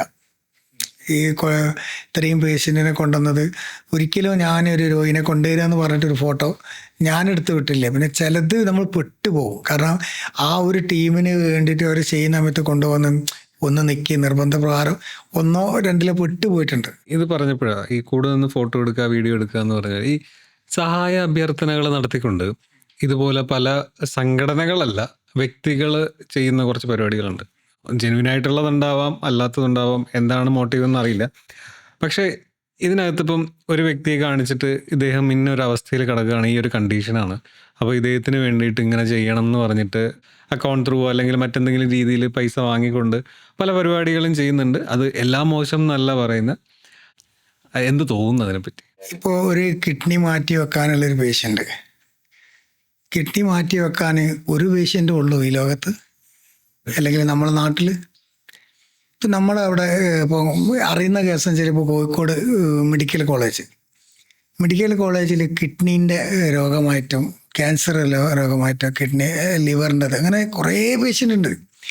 ചില വീഡിയോസ് ഇടുന്ന സമയത്ത് ഞാൻ ആരെയും ചെയ്യുന്നവർ ചെയ്തോട്ടെ കേട്ടോ, ആരെങ്കിലും സഹായം കിട്ടുകയാണെങ്കിൽ കിട്ടിക്കോട്ടെ, പക്ഷെ എനിക്ക് ചോദിക്കാനുള്ളത്, ഈ ഒരു പേഷ്യൻ്റ് ഇതാ ഇപ്പം മരിക്കും, ഇവർക്ക് നിങ്ങൾ സഹായിക്കണം, അല്ലെങ്കിൽ ഈ ലോകത്ത് അവരിന്ന് രക്ഷപ്പെടുത്താൻ കഴിയില്ല, അവർക്ക് പിഞ്ചു കുഞ്ഞുങ്ങളുണ്ടെന്ന് പറഞ്ഞിട്ട് ഈ ഇതിൽ വന്ന് പൊട്ടിക്കരഞ്ഞിട്ട് പിരിക്കുന്നുണ്ട്. ചിലപ്പോൾ ആവശ്യം അവർക്കൊരു 5 ലക്ഷം ആയിരിക്കും, അല്ലെങ്കിൽ 10 ലക്ഷം, അല്ലെങ്കിൽ 20 ലക്ഷം, അവർക്ക് കോടിക്കണക്കിൽ വരിക. എന്നിട്ട് അവർ തന്നെ അത് കുറച്ച് ആളുകൾക്കൊക്കെ, രോഗികൾക്ക്, മറ്റുള്ള രോഗിക്ക് അവർ വിതരണം ചെയ്യുക. അപ്പോൾ ഒരുപാട് അങ്ങനെയുള്ള കേസുകൾ, ഞാൻ അതിലേക്ക് കടക്കുന്നില്ല. പക്ഷേ എനിക്ക് പറയാനുള്ളത്, ഇപ്പോഴത്തെ അവസരത്തിൽ നമ്മൾ ഏതൊരു നാട്ടിലും, ഇപ്പോൾ പള്ളിയായാലോ അമ്പലമായാലോ ചർച്ചായാലോ, അതിൻ്റെയൊക്കെ ബേസിക്കലി ആ പരിസരത്തുള്ള ഒരു രോഗി ഉണ്ടെങ്കിൽ അവിടുത്തെ ജനങ്ങൾ ഒന്നിക്കുക. നിങ്ങൾക്ക് രാഷ്ട്രീയമുണ്ടോ, നിങ്ങൾക്ക് മതമുണ്ടോ, എന്താവട്ടെ, അത് നിങ്ങൾ ആ വിശ്വാസത്തിൽ തന്നെ പോട്ടെ. പക്ഷെ രോഗിയുടെ കാര്യത്തിൽ നമ്മളൊന്ന് ഒറ്റക്കെട്ടായി നിൽക്കുക. അതിന്ന് കേരളീയർ നല്ല ഓക്കെയാണ് അത് കാര്യത്തിൽ. സഹായിക്കാൻ മനസ്സുള്ളവർ ഒരുപാടുണ്ട്. അതുകൊണ്ടാണ് ഇവിടെ ഇത് നിലനിന്ന് പോകുന്നത്. അതായത് അർഹതപ്പെട്ടവർക്ക് കിട്ടുന്നുണ്ട്. പക്ഷെ ചില സമയത്ത് നമ്മൾ ഒരു അർഹതയില്ലാത്തവർക്ക് വന്നിട്ട് ഇപ്പോൾ മെഡിക്കൽ കോളേജിൽ, ഇപ്പോൾ എല്ലാ ഹോസ്പിറ്റലിലും ഇപ്പോൾ ചോറ് കൊടുക്കുന്നുണ്ട്. അവിടെ നിന്ന് ചോറ് വാങ്ങാൻ വരുന്നവര് അവരവരെ ദുഃഖം പുറത്ത് പറയില്ല. കോഴിക്കോട് ഇക്ര ഹോസ്പിറ്റലിൽ നിന്ന് എനിക്കൊരു അനുഭവം ഉണ്ടായിട്ടുണ്ട്. സ്കാനിങ് ചെയ്യാൻ വന്ന ഒരു പ്രായമുള്ള ഒരു ഉമ്മ. അപ്പം സ്കാനിങ് ചെയ്യാൻ ഞാൻ അടുത്ത കൗണ്ടറിൽ നിൽക്കുന്നുണ്ട്. അവർ പൈസ ഇല്ലായിട്ട് ഇങ്ങനെ നിൽക്കുക. അപ്പോൾ ഞാൻ അമ്മനോട് ചോദിച്ചു, അറിയുമെന്ന് ചോദിച്ചു. അപ്പം അവർ എന്താണ് എളമര ഭാഗത്തുള്ളതാണ്, അറിയുമെന്ന് ചോദിച്ചു. എനിക്ക് മനസ്സിലായില്ല, നല്ല ആളങ്ങൾ, എത്രയാണ് നിങ്ങൾ സ്കാനിങ് ചെയ്യണമെന്ന്, ചെറിയൊരു പൈസ ഉണ്ടാവുകയാണ്. അത് ഞാൻ കൊടുത്ത്, ഞാൻ പറഞ്ഞു ഞാൻ വീട്ടിൽ നിന്ന് വാങ്ങിച്ചോളാം എന്ന് പറഞ്ഞു. എന്നാൽ ഓക്കെ എന്ന് പറഞ്ഞാൽ അവരിതേക്ക് പൈസ അടിച്ച് കഴിഞ്ഞ് സ്കാൻ. പിന്നെ എന്നെ കണ്ടപ്പോൾ എനിക്ക് നിങ്ങളെ മനസ്സിലായില്ല എന്ന് പറയാൻ. എന്താണിത്, ഞാൻ പിന്നെ കണ്ടാൽ അറിഞ്ഞാൽ മനസ്സിലാവുന്ന പറഞ്ഞാൽ ഞാൻ പോകുന്നു. ആ ഒരു ഇത് ഇങ്ങനെ പല ആളുകളും ചെയ്യുന്നുണ്ട് കേട്ടോ. എനിക്ക് കുവൈത്തിൽ ഒരുപാട് പേരുണ്ട് എന്നെ സഹായിച്ചിട്ടുണ്ട്, ഒരുപാട് പേരുകൾ. കാരണം നമ്മൾ ഈ മരണപ്പെട്ട ബോഡി കയറ്റി വിടുന്ന സമയത്ത് നമ്മൾ അവരോടൊന്നും, ഞാൻ ഇന്ന് വരെ ഒരാളോട് ഒരു ചായ പോലും ഞാൻ വാങ്ങി കുടിക്കാൻ നിൽക്കലില്ല. ചിലവർ പറയും നിങ്ങളെ വണ്ടിയല്ലേ, നിങ്ങളെ പെട്രോൾ അടിക്കാനെങ്കിൽ എന്താണ്, ചിലപ്പോൾ വളരെ പെട്രോൾ അടിച്ച് തരും. ഒക്കെ പ്രശ്നമാണ്. അതായത് 100 പ്രാവശ്യം വരെ ഒന്നും വാങ്ങാതെ ചെയ്താൽ ചിലപ്പോൾ ഒരു 5-6 പെട്രോൾ അടിച്ചാൽ അതായിരിക്കും ഈ ലോകത്തുള്ള ഏറ്റവും വലിയ തെറ്റ്. ഞാൻ ഒരു ദിവസം നാട്ടിൽ നിന്ന് വന്ന സമയമാണ്, ഒരു ലീവ് കഴിഞ്ഞ് വന്ന സമയത്ത് തന്നെ എന്നെ പെട്ടെന്ന് നമ്മളവിടെ കാർഗോയിലുള്ള ഒരു കാർഗോ ഉണ്ട്, അതിൽ ഉള്ള നമ്മളെ സുഹൃത്തുക്കളാണ് നജീബക്ക, ജാഫർ, അങ്ങനെ പറഞ്ഞ സുഹൃത്തുക്കൾ. അപ്പോൾ നജീബക്കാരനെ വിളിച്ചിട്ട് പറഞ്ഞ് ഇങ്ങനെ ഒരു കേസുണ്ട്, പെട്ടെന്ന് ഇങ്ങനെ വീട്ടിലുള്ളതിന് ആന്ധ്ര സ്വദേശിയാന്ന് പറഞ്ഞു, സലീംക്ക ഒന്ന് ചെയ്യണമെന്ന് പറഞ്ഞു. ഞാനത് ചെയ്ത് എൻ്റെ വർക്ക് പെട്ടെന്ന് തന്നെ ചെയ്ത്. ഇതൊക്കെ ഞാൻ ഒറ്റക്കാണ് കേട്ടോ ചെയ്യുന്നത്. ആ സമയത്തൊന്നും കൂടെ ആളുള്ളതാണ്. ഇപ്പോൾ അധികം ഒറ്റക്കാണ് പോകുന്നില്ല. ഒറ്റക്ക് പോകുന്ന പറഞ്ഞാൽ നമ്മൾ ഒറ്റക്ക് മതി. കാരണം ഈ മരണപ്പെട്ട അവരെ കസിനുമായിട്ടും അവരെ മറ്റുള്ളതായിട്ട് ഒരുപാട് പേരുണ്ടാവും. പിന്നെ ഇത് എല്ലാവരും ഓടി പോകേണ്ട സ്ഥലമല്ലല്ലോ. അപ്പോൾ ആ സമയത്ത് ഈ അവിടുത്തെ സ്വദേശി ആളാണ്, അവരെ വീട്ടിലെ ഇടുകയല്ല, എന്നോട് പറഞ്ഞ് നിങ്ങൾ പെട്രോൾ അടിക്കുകയാണെങ്കിൽ എന്ത് വാങ്ങാറ്. അങ്ങനെ ഞാനൊരു 10 ദിനാറ് പെട്രോൾ അടിക്കാൻ തന്നാണ്. ഞാൻ 2 ദിവസം വണ്ടി ഓടിയിട്ടുണ്ട്. ഈ 2 ദിവസം ഞാൻ വണ്ടി ഓടിയിട്ട് എൻ്റെ ടൈമും എല്ലാം കഴിച്ചിട്ട് ഞാൻ ഈ ഒരു 10 ദിനാറ് അവരത്ര നിർബന്ധിച്ച് പറഞ്ഞു, അല്ല അറാമാണ്, ഇത് വാങ്ങണോ, എൻ്റെ പെട്രോൾ അല്ലേ എന്ന് പറഞ്ഞിട്ട് തന്ന പൈസയാണ്. അതുവരെ നമ്മളെ സുഹൃത്ത് വിവാദമാക്കിയിട്ടുണ്ട്. അത് ഉണ്ടാവും, അതിങ്ങനെയാണ്. ഇപ്പൊ നേരത്തെ പറഞ്ഞ പോലെ നമുക്ക് ഈ ഒരു ഡെഡ് ബോഡി അല്ലെങ്കിൽ അങ്ങനെ ഒരു അവസ്ഥയിൽ അവിടെ നിന്ന് കയറ്റി ഇങ്ങോട്ട് നാട്ടിലോട്ട് വിടുമ്പോൾ ഉണ്ടാകുന്ന ചെലവ് എന്തൊക്കെയാ? കുവൈത്തിനെ സംബന്ധിച്ചിടത്തോളം 100 കിലോൻ്റെ വെയിറ്റാണ് കൊടുക്കുക. തൂക്കി നോക്കുന്ന ഏർപ്പാടൊന്നുമല്ല. മറ്റുള്ള രാജ്യത്ത് ഞാൻ കേട്ടിട്ടുണ്ട് ഇങ്ങനെ തൂക്കി നോക്കിയിട്ടാണ്. അങ്ങനെ കുവൈത്തിലില്ല. അതിന് ചില ഫ്ലൈറ്റിൽ ഇപ്പം 100, ഇപ്പോൾ വളരെ കുറവാണ്. കുവൈറ്റ് എയർലൈൻസൊക്കെ, ചില എയർലൈൻസൊക്കെ വളരെ കുറവാണ് ഫ്ലൈറ്റിന്. 160 170 അങ്ങനെയൊക്കെ വരുന്നുള്ളൂ. ഇപ്പോൾ വളരെ ഇതാണ് 200 ദിനാറ് മുമ്പൊക്കെ എന്ന് പറഞ്ഞാൽ 220 അങ്ങനെയൊക്കെ വരുന്നുണ്ട്. ഫ്ലൈറ്റിനനുസരിച്ചിട്ടാണ് നമ്മൾ ഏത് ഫ്ലൈറ്റാണോ ഇതാക്കുന്നത്. ഇപ്പോൾ കണക്ഷൻ ഫ്ലൈറ്റ് ആണെന്ന് ഒന്ന് കുറയും, ഡയറക്റ്റ് ആണെന്ന് ഒന്ന് കൂടും. നമ്മളിപ്പോൾ ടിക്കറ്റ് എടുക്കുന്ന അറിയാലോ, ഡയറക്റ്റും ആ ഒരു ലെവലാണ്. പിന്നെ ബോക്സിനാണ് ഇതിൻ്റെ റേറ്റ്. മുമ്പൊക്കെ എന്ന് പറഞ്ഞാൽ ബോക്സിന് 30 KD 40 KD ഉള്ളത്, ഇപ്പം 70 80 ഒക്കെ വരുന്നുണ്ട്. അങ്ങനെ വരുന്ന റേറ്റാണ്. ഇതിനൊരു എക്സ്പെൻസ് ഇപ്പം നമ്മുടെ കയ്യിൽ ചിലവാക്കാനില്ല. അപ്പം ആരും ഇല്ലാത്ത ഒരാളാണെന്നുണ്ടെങ്കിൽ അത് ആരായിരിക്കും അതിൻ്റെ കംപ്ലീറ്റ് ചിലവ് നോക്കുക? എംബസി അതിന് വഹിക്കും. ആരും ഇല്ലെങ്കിൽ അവർ സ്പോൺസറെ കണ്ടിട്ട് വാങ്ങിച്ചിട്ടുണ്ട്. അല്ല, എംബസി തന്നെ തൽക്കാലമായിട്ട് അത് തരും. ഇനി എംബസിയിൽ ഇപ്പോൾ എനിക്ക് 2-3 അനുഭവം ഉള്ളതിൽ അതിൽ ഒന്ന് അല്ലാതെ ആരും ഇല്ലാത്തൊരു കേസ് വന്നിരുന്നു. അതിൽ എനിക്ക് എന്നെ വിളിച്ചിട്ട് ഇങ്ങനെ പറഞ്ഞ്, സ്ലിംക പൈസ ഇല്ല, വല്ലാത്തൊരവസ്ഥയിലാണെന്ന് പറഞ്ഞ സമയത്ത് മലബാർ ഗോൾഡ് അഫ്സൽക്ക വർക്ക് നടന്നുകൊണ്ട് സ്ലിംക നമ്മൾ ചെയ്യുക എന്ന് പറഞ്ഞിട്ട് തന്നിട്ടുണ്ട്. അതുപോലെ തന്നെ സുഹൃത്തുക്കൾ സാജി ജോർജ് എന്ന് പറഞ്ഞിട്ട് സാറുണ്ട്, അതേപോലെ ബാബു സാർ എന്നൊക്കെ പറഞ്ഞിട്ടുണ്ടെങ്കിൽ ഒന്നും പറയാനില്ല. അത്രത്തോളം 10-35 വീട് കൊടുത്ത മനുഷ്യനാണ്. ഒരുപാട് കാര്യം എന്ത് സംഭവം പറഞ്ഞു കഴിഞ്ഞാൽ ആ സ്പോട്ടിൽ എന്താന്ന് പോലും നോക്കാതെ ബാബു സാറ്. അതേമാതിരി തന്നെ സാന്ത്വനം കോയത്ത് നമുക്ക് തരുന്ന ഇതുകളുള്ള സാന്ത്വനം കോയത്ത് തന്നിട്ടുണ്ട്. അങ്ങനെ പിന്നെ മെയിനായിട്ട് ഈ ബാബു സാറ്, സായി സാറ്, അങ്ങനെയുള്ള ഇതൊക്കെയാണ്. സാജി ജോർജ് എന്ന് പറഞ്ഞാൽ അവരെ ഞാൻ പരിചയപ്പെടുന്നത് ഒരാളെ ഇങ്ങനെ മരണപ്പെട്ട അവരെ കസിൻ്റെ ഇതിലാണ് പരിചയപ്പെടുന്നത്. ആ ബന്ധം ഇന്നും ഒരു ജ്യേഷ്ഠനായിട്ട് അല്ലെ കൂടപ്പിറപ്പായിട്ട് ഇന്നും നിലനിന്ന് പോകുന്നുണ്ട്. ഒത്തിരി സഹായങ്ങൾ കിട്ടിയിട്ടുണ്ട്, ഒത്തിരി. പക്ഷെ ഞാൻ ചെയ്യുന്നത് എന്താ വെച്ചാൽ, ഇപ്പം ഞാൻ ഒരു പീഡിയ, ഇപ്പം ക്യാൻസർ രോഗിക്ക്, കിഡ്നി രോഗിക്കൊക്കെ ഞാൻ ചെറിയ ഷോപ്പ് കൊടുത്തിട്ടുണ്ട്. നമ്മളവിടെ ഉദ്ഘാടനം ചെയ്യാൻ വേണ്ടി പോയി കഴിഞ്ഞാൽ ആ വ്യക്തിനെ നമ്മൾ വീഡിയോ കോൾ ചെയ്ത് കാണിച്ചു കൊടുക്കും. ഇത് ഇന്ന ആളാണ് ഇത് തന്നത്, അല്ലാതെ ഞാനല്ല. നമുക്ക് അങ്ങനെ ഒരു അഡ്രസ്സ് വേണ്ട. നമ്മൾ ചെയ്യുന്നതിന് തന്നെ നമുക്ക് കിട്ടുന്ന പ്രതിഫലം അത് മതി. നമ്മളെന്തിനാ ഇപ്പം നിങ്ങളോട് പൈസ വാങ്ങിയിട്ട് ഞാൻ ചെയ്തെന്ന് പറയേണ്ട ആവശ്യം എന്താ? നമ്മൾ ഈ ചെയ്യുന്നത് ചിലർ നന്ദി തിരിച്ച് പ്രതീക്ഷിച്ച് ചെയ്യും, പക്ഷെ ചെയ്യുമ്പം നന്ദി തിരിച്ച് പ്രതീക്ഷിച്ച് ചെയ്യത്തില്ല എന്ന് പറഞ്ഞിട്ടുണ്ട്. ലൈക്ക് പൊതുപ്രവർത്തനത്തിനെന്ന് പറഞ്ഞിട്ട് അതിനൊരിക്കലും നിങ്ങൾ നന്ദി അല്ലെങ്കിൽ അവരെ സ്നേഹം കിട്ടുമെന്ന് വിചാരിച്ചിട്ട് നിങ്ങൾ ചെയ്യരുത്. അങ്ങനെ നിങ്ങൾ ചെയ്താൽ നിങ്ങൾക്ക് മുന്നോട്ട് പോകാൻ കഴിയില്ല. പിന്നെ നിങ്ങൾക്ക് ചെയ്യാം, എങ്ങനെ 10 കാശ് ഉണ്ടാക്കണം എന്നുള്ള ഉദ്ദേശമാണെങ്കിൽ നിങ്ങൾക്ക് എന്ത് കേട്ടാലും വേണ്ടിയില്ല എന്നുള്ള രീതിയിൽ ചെയ്യുന്നതിന്. ഇപ്പം ഞാനൊക്കെ ചെയ്യുന്ന പറഞ്ഞാൽ, ഞാനൊന്നും ഇന്ന് വരെ ഈ ഒരു ബേസിക്കിൽ ഒരാളോടും 5 പൈസ ഞാൻ വാങ്ങിച്ചിട്ടില്ല. അതായത് ചില ആളുകൾ അത്രയും നിർബന്ധിച്ചിട്ട് നമുക്ക്, ഞാൻ നേരത്തെ പറഞ്ഞില്ലേ, ഒരു പെട്രോൾ അടിക്കാനും എന്നാലും ഞാൻ വാങ്ങിക്കലില്ല. എന്നെ പറ്റി അറിയുന്നവർക്ക് അറിയാം. എന്നാലും ചില സുഹൃത്തുക്കൾ നമ്മളെപ്പറ്റി അറിയുന്നതിനാണെങ്കിൽ, സ്ലിമേ നീ ഭക്ഷണം കഴിച്ചിട്ടില്ലല്ലോ, എന്തിനാ നീ എന്നോട് ഇത് പറയുന്നതെന്ന് ചോദിക്കുന്നത്. അതേമാതിരി ഞാനിപ്പോൾ പറഞ്ഞ സമയത്ത് ഞാൻ പറയാണ്, ഞങ്ങളെ സംഘടനയിൽപ്പെട്ട, അന്ന് ഞാൻ സംഘടനയിലുണ്ടായിരുന്നു, ഇന്ന് ഞാനൊരു സംഘടനയിലില്ല കേട്ടോ. അന്ന് നമ്മുടെ സംഘടനയിൽപ്പെട്ട ഒരാൾ മരണപ്പെട്ടപ്പോൾ ഞാൻ അന്ന് രാത്രി എൻ്റെ വർക്കിന് വേണ്ടിയിട്ട് ചെയ്ത് നിൽക്കുമ്പോൾ രാത്രി ഈ ട്രാൻസ്ലേഷൻ ചെയ്യുന്ന ഒരു പേപ്പർ, അത് രാത്രിയാണ്. അപ്പം ഞാൻ അവിടെ പാർക്കിംഗ് ഉണ്ട്, പാർക്കിങ്ങിൽ ഞാൻ ഇത് പേപ്പർ കൊടുത്ത്, വണ്ടി പാർക്കിങ്ങിലുള്ള പേപ്പർ ട്രാൻസ്ലേഷൻ ചെയ്യാൻ കൊടുത്ത്. അപ്പോൾ അതിൻ്റെ മുമ്പേ ഒരു അഷ്റഫക്ക എന്നെ വിളിച്ച് വെച്ച്, സലീംക്ക ഞാൻ വരണമെന്ന് വെച്ച്, നമുക്കൊരു ഭക്ഷണം കഴിക്കുക വെച്ച്. അവൻ പറയും വേണ്ട അഷ്റഫക്ക, അപ്പം നേരമില്ല, ഞാൻ ഭക്ഷണം കഴിച്ചില്ല. ചില ഞാനെന്നല്ല, ഈ ഒരു ഫീൽഡിലുള്ളവർക്കൊന്നും അല്ല.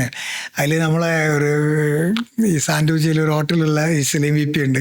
ചില സമയത്ത് മുഷക്കലേറ്റ് വരും ബ്രെഡ്. ആ ബ്രെഡ് നമുക്ക് തിന്നുന്ന സമയത്ത് ഉള്ളൊരു സുഖം ഉണ്ടല്ലോ, കാരണം ഒന്നും കിട്ടാതെ നിൽക്കില്ല. ഒരു ഗ്ലാസ് വെള്ളം കുടിച്ചിട്ട് അവർ മറക്കാൻ പറ്റില്ല. 5 ദിനാറാണ് ഇതിൻ്റെ ട്രാൻസ്ലേഷൻ ചെയ്യാൻ. അത് നമുക്ക് 4 ദിനാറിന് കിട്ടും. നമ്മളപ്പോൾ തന്നെ ഒരു ബില്ല് വാങ്ങിട്ടും 4 ദിനാർ ബില്ലിലും 4 ദിനാർ തരാമെന്ന് പറഞ്ഞിട്ട് നമ്മൾ അറിയുന്ന സുഹൃത്തുക്കളൊക്കെ അങ്ങനെ വാങ്ങല്. ആ സമയത്ത് ഈ അഷ്റഫൊക്കെ വിളിച്ചിട്ട് ഭക്ഷണം കഴിക്കാൻ വേണ്ടിയിട്ട് ഞാൻ വിളിച്ചിട്ടുണ്ട്. അപ്പം ഞാൻ വലിയ ധൈര്യത്തിൽ കുലുസിലും വേണ്ട എന്ന് പറഞ്ഞ്. പക്ഷേ എനിക്ക് വണ്ടി അവിടെ നിന്ന് എടുക്കണമെങ്കിൽ കാതിനാറ് വേണം. കാതിനാറ് 300 ബിൽസ് വേണം പാർക്കിങ്ങിൽ നിന്ന് വണ്ടി എടുക്കാൻ. എൻ്റെ കയ്യിലൊന്നുമില്ല. വല്ലാത്തൊരു അവസ്ഥ. അപ്പോൾ ഞാൻ ഈ അഷ്റഫ് ഖാനെ തന്നെ വിളിച്ച്, അഷ്റഫ് ഖാ, നിങ്ങളെ കൂടെ തന്നെ ഭക്ഷണം കഴിക്കാനൊരു ആഗ്രഹമുണ്ട്, നിങ്ങൾ വരിയെന്നാറ്. എന്താ പറയാറ്, അല്ലെ അപ്പം വരാമെന്ന് പറഞ്ഞ് ആ മനുഷ്യൻ ഓടി വന്ന് ചോദിച്ചാൽ എന്താന്ന് വെച്ച് ഞാൻ പറഞ്ഞ് അവിടെ ഒരു കാതിനാറിന് ആവശ്യമുണ്ട്, ഇതിവിടെ കൊടുക്കാനാണ്. എന്ത് പണിയാണെങ്കിൽ പറഞ്ഞുകൂടേനാണ് പറഞ്ഞത്. അങ്ങനെ തന്നെ നിർബന്ധിച്ച് വീട്ടിൽ അവിടെ ഒരു ഹോട്ടലിൽ കൊണ്ടുപോയിട്ട് അന്നൊരു ഭക്ഷണം നമ്മൾ 2 ആളും കഴിച്ച്. വല്ലാത്തൊരവസ്ഥ. പൈസ ഇല്ലാത്തതാണ്. പക്ഷേ നമുക്ക് സഹായിക്കാനും എയർപോർട്ടിലായാലും എവിടെ ആയാലും ആരെങ്കിലുമൊക്കെ ഉണ്ടാവും. അത് നമ്മൾ ഇപ്പോൾ എന്തെങ്കിലും ചെയ്ത് കൊടുത്തിട്ടൊരു പ്രതിഫലം അല്ലെങ്കിൽ അവർ ചിരിക്കുമെന്ന് വിചാരിച്ചിട്ട് ഒന്നും ചെയ്യാൻ നിൽക്കരുത്. അങ്ങനെ ചെയ്താൽ നമുക്ക് മുന്നോട്ട് പോകാൻ കഴിയില്ല. ഇപ്പോൾ ഒരാൾ അവിടെ മരുഭൂമിയിൽ അത്രയും പ്രയാസപ്പെട്ട് കുടുങ്ങിയിട്ട് വളരെ കഷ്ടപ്പെട്ടിട്ട് എംബസി കൊണ്ടുവന്ന് എൻ്റെ റൂമിലേനി ആളുണ്ടായിരുന്നത് പേപ്പർ വർക്ക് ചെയ്യാൻ.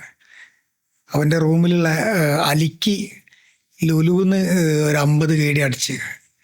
അപ്പോൾ 50 കേടി ഡ്രസ്സ് വാങ്ങാൻ വേണ്ടിയിട്ട് അവനവനക്ക് കൊടുത്ത്, നീ ഡ്രസ്സ് വാങ്ങിക്കാൻ പോകുമ്പോഴെന്ന് പറഞ്ഞിട്ട് അങ്ങനെ അതിൻ്റെ പേപ്പർ വർക്കൊക്കെ ചെയ്ത് ഞാൻ തിരുവനന്തപുരത്തേക്ക് അദ്ദേഹത്തിനെ ഞാൻ കയറ്റി വിട്ട്. അവരെ ടിക്കറ്റ് തന്നത് എനിക്ക് തോന്നുന്നത് ഈ ബാബുസാറോ സാന്ത്വനം കുവൈത്താന്ന് തോന്നുന്നു. ആരാ ടിക്കറ്റ് തന്നെ അല്ല, ഈ ജ്യോതി സാജി ജോർജ് സാറ് ആരോ ഒരാളാ ടിക്കറ്റ് തന്നത്, കറക്റ്റ് ഓർമ്മ കിട്ടുന്നില്ല. എല്ലാം നമ്മളാണ് ചെയ്യുന്നത്. നമ്മൾ ഇപ്പോൾ ഞാനെന്ന് പറഞ്ഞാൽ എൻ്റെ കയ്യിലൊന്നുമില്ല, നമ്മൾ ആരോഗ്യം മാത്രമേ ഉള്ളൂ. എൻ്റെ കയ്യിലെന്ന് പറഞ്ഞാൽ ഞാനൊരു അറബി വീട്ടിലെ ഡ്രൈവർ, നമുക്ക് കിട്ടുന്നതിനൊരു ശമ്പളം കറക്റ്റാണ്. പക്ഷെ നമ്മളെ സ്പോൺസറോട് എന്താ വെച്ച് പറഞ്ഞാൽ തരും കേട്ടോ. അങ്ങനെ അത്രയും കഷ്ടപ്പെട്ടിട്ട് നമ്മളെ റൂമിൽ നിന്ന് ഭക്ഷണങ്ങളും എല്ലാം കൊടുത്തിട്ട് ഈ റൂമുള്ള സുഹൃത്തുക്കളൊക്കെ ആയിട്ടാണ് കയറ്റി വിടുന്നത്. പക്ഷെ നാട്ടിലെത്തിയിട്ട് ഞാൻ അപ്പറേ പറഞ്ഞിട്ടുണ്ട്, ഒന്നും പ്രതീക്ഷിക്കരുതുണ്ട്. ആൾ വിളിച്ചിട്ടില്ല. അതായത് ഇത്രയും നിങ്ങൾ കഷ്ടപ്പെട്ടിട്ട് പുള്ളി നാട്ടിലെത്തിയിട്ടൊന്നും തിരിച്ച് ഫോൺ പോലും വിളിച്ചില്ല? ഇല്ല വിളിച്ചിട്ടില്ല. അങ്ങനെ ഞാൻ പിന്നെ വേറൊരു ഇവിടെ വെഞ്ഞാറമൂട് എന്ന് പറഞ്ഞ സ്ഥലത്ത് 2 പേര് അവിടെ ഇതേമാതിരി പ്രയാസത്തിൽ പെട്ടപ്പോൾ ഞാൻ കൊണ്ടുവന്നിരുന്നത്, നാട്ടിലേക്ക് അയച്ചിരുന്നത്. നാട്ടിലേക്ക് അയച്ചപ്പോൾ അന്ന് സാന്ത്വനം കുവൈത്തിൻ്റെ അവരാണ് ടിക്കറ്റ് തന്നത്. അന്ന് ഇതേമാതിരി നാട്ടിലേക്ക് അയച്ചിട്ടുണ്ട്. വളരെ പ്രയാസപ്പെട്ടത്. അവർ കുറേ കാലം പിന്നെ നമ്പറൊക്കെ പോയിട്ടുണ്ടാവും. അങ്ങനെ ഞാനിവിടെ തിരുവനന്തപുരത്ത് വന്ന സമയത്ത് ഈ ആളെ ഞാൻ വിളിച്ചിട്ട് ഞാൻ ചോദിച്ചു, അല്ല ഞാൻ ഇവിടെ തിരുവനന്തപുരത്ത് എത്തിക്കണേ, ഒന്ന് കാണാൻ പറ്റുമെന്ന് വെച്ച്. ഞാൻ 10 മിനിറ്റ് കൊണ്ട് വരാമെന്ന് പറഞ്ഞു. ഇപ്പോൾ ഒരു 5-6 കൊല്ലം 8 കൊല്ലത്തായി, 10 മിനിറ്റ് ഇതുവരെ ആയിട്ടില്ലേ. അപ്പം നമ്മളതൊന്നും പ്രതീക്ഷിക്കണ്ട.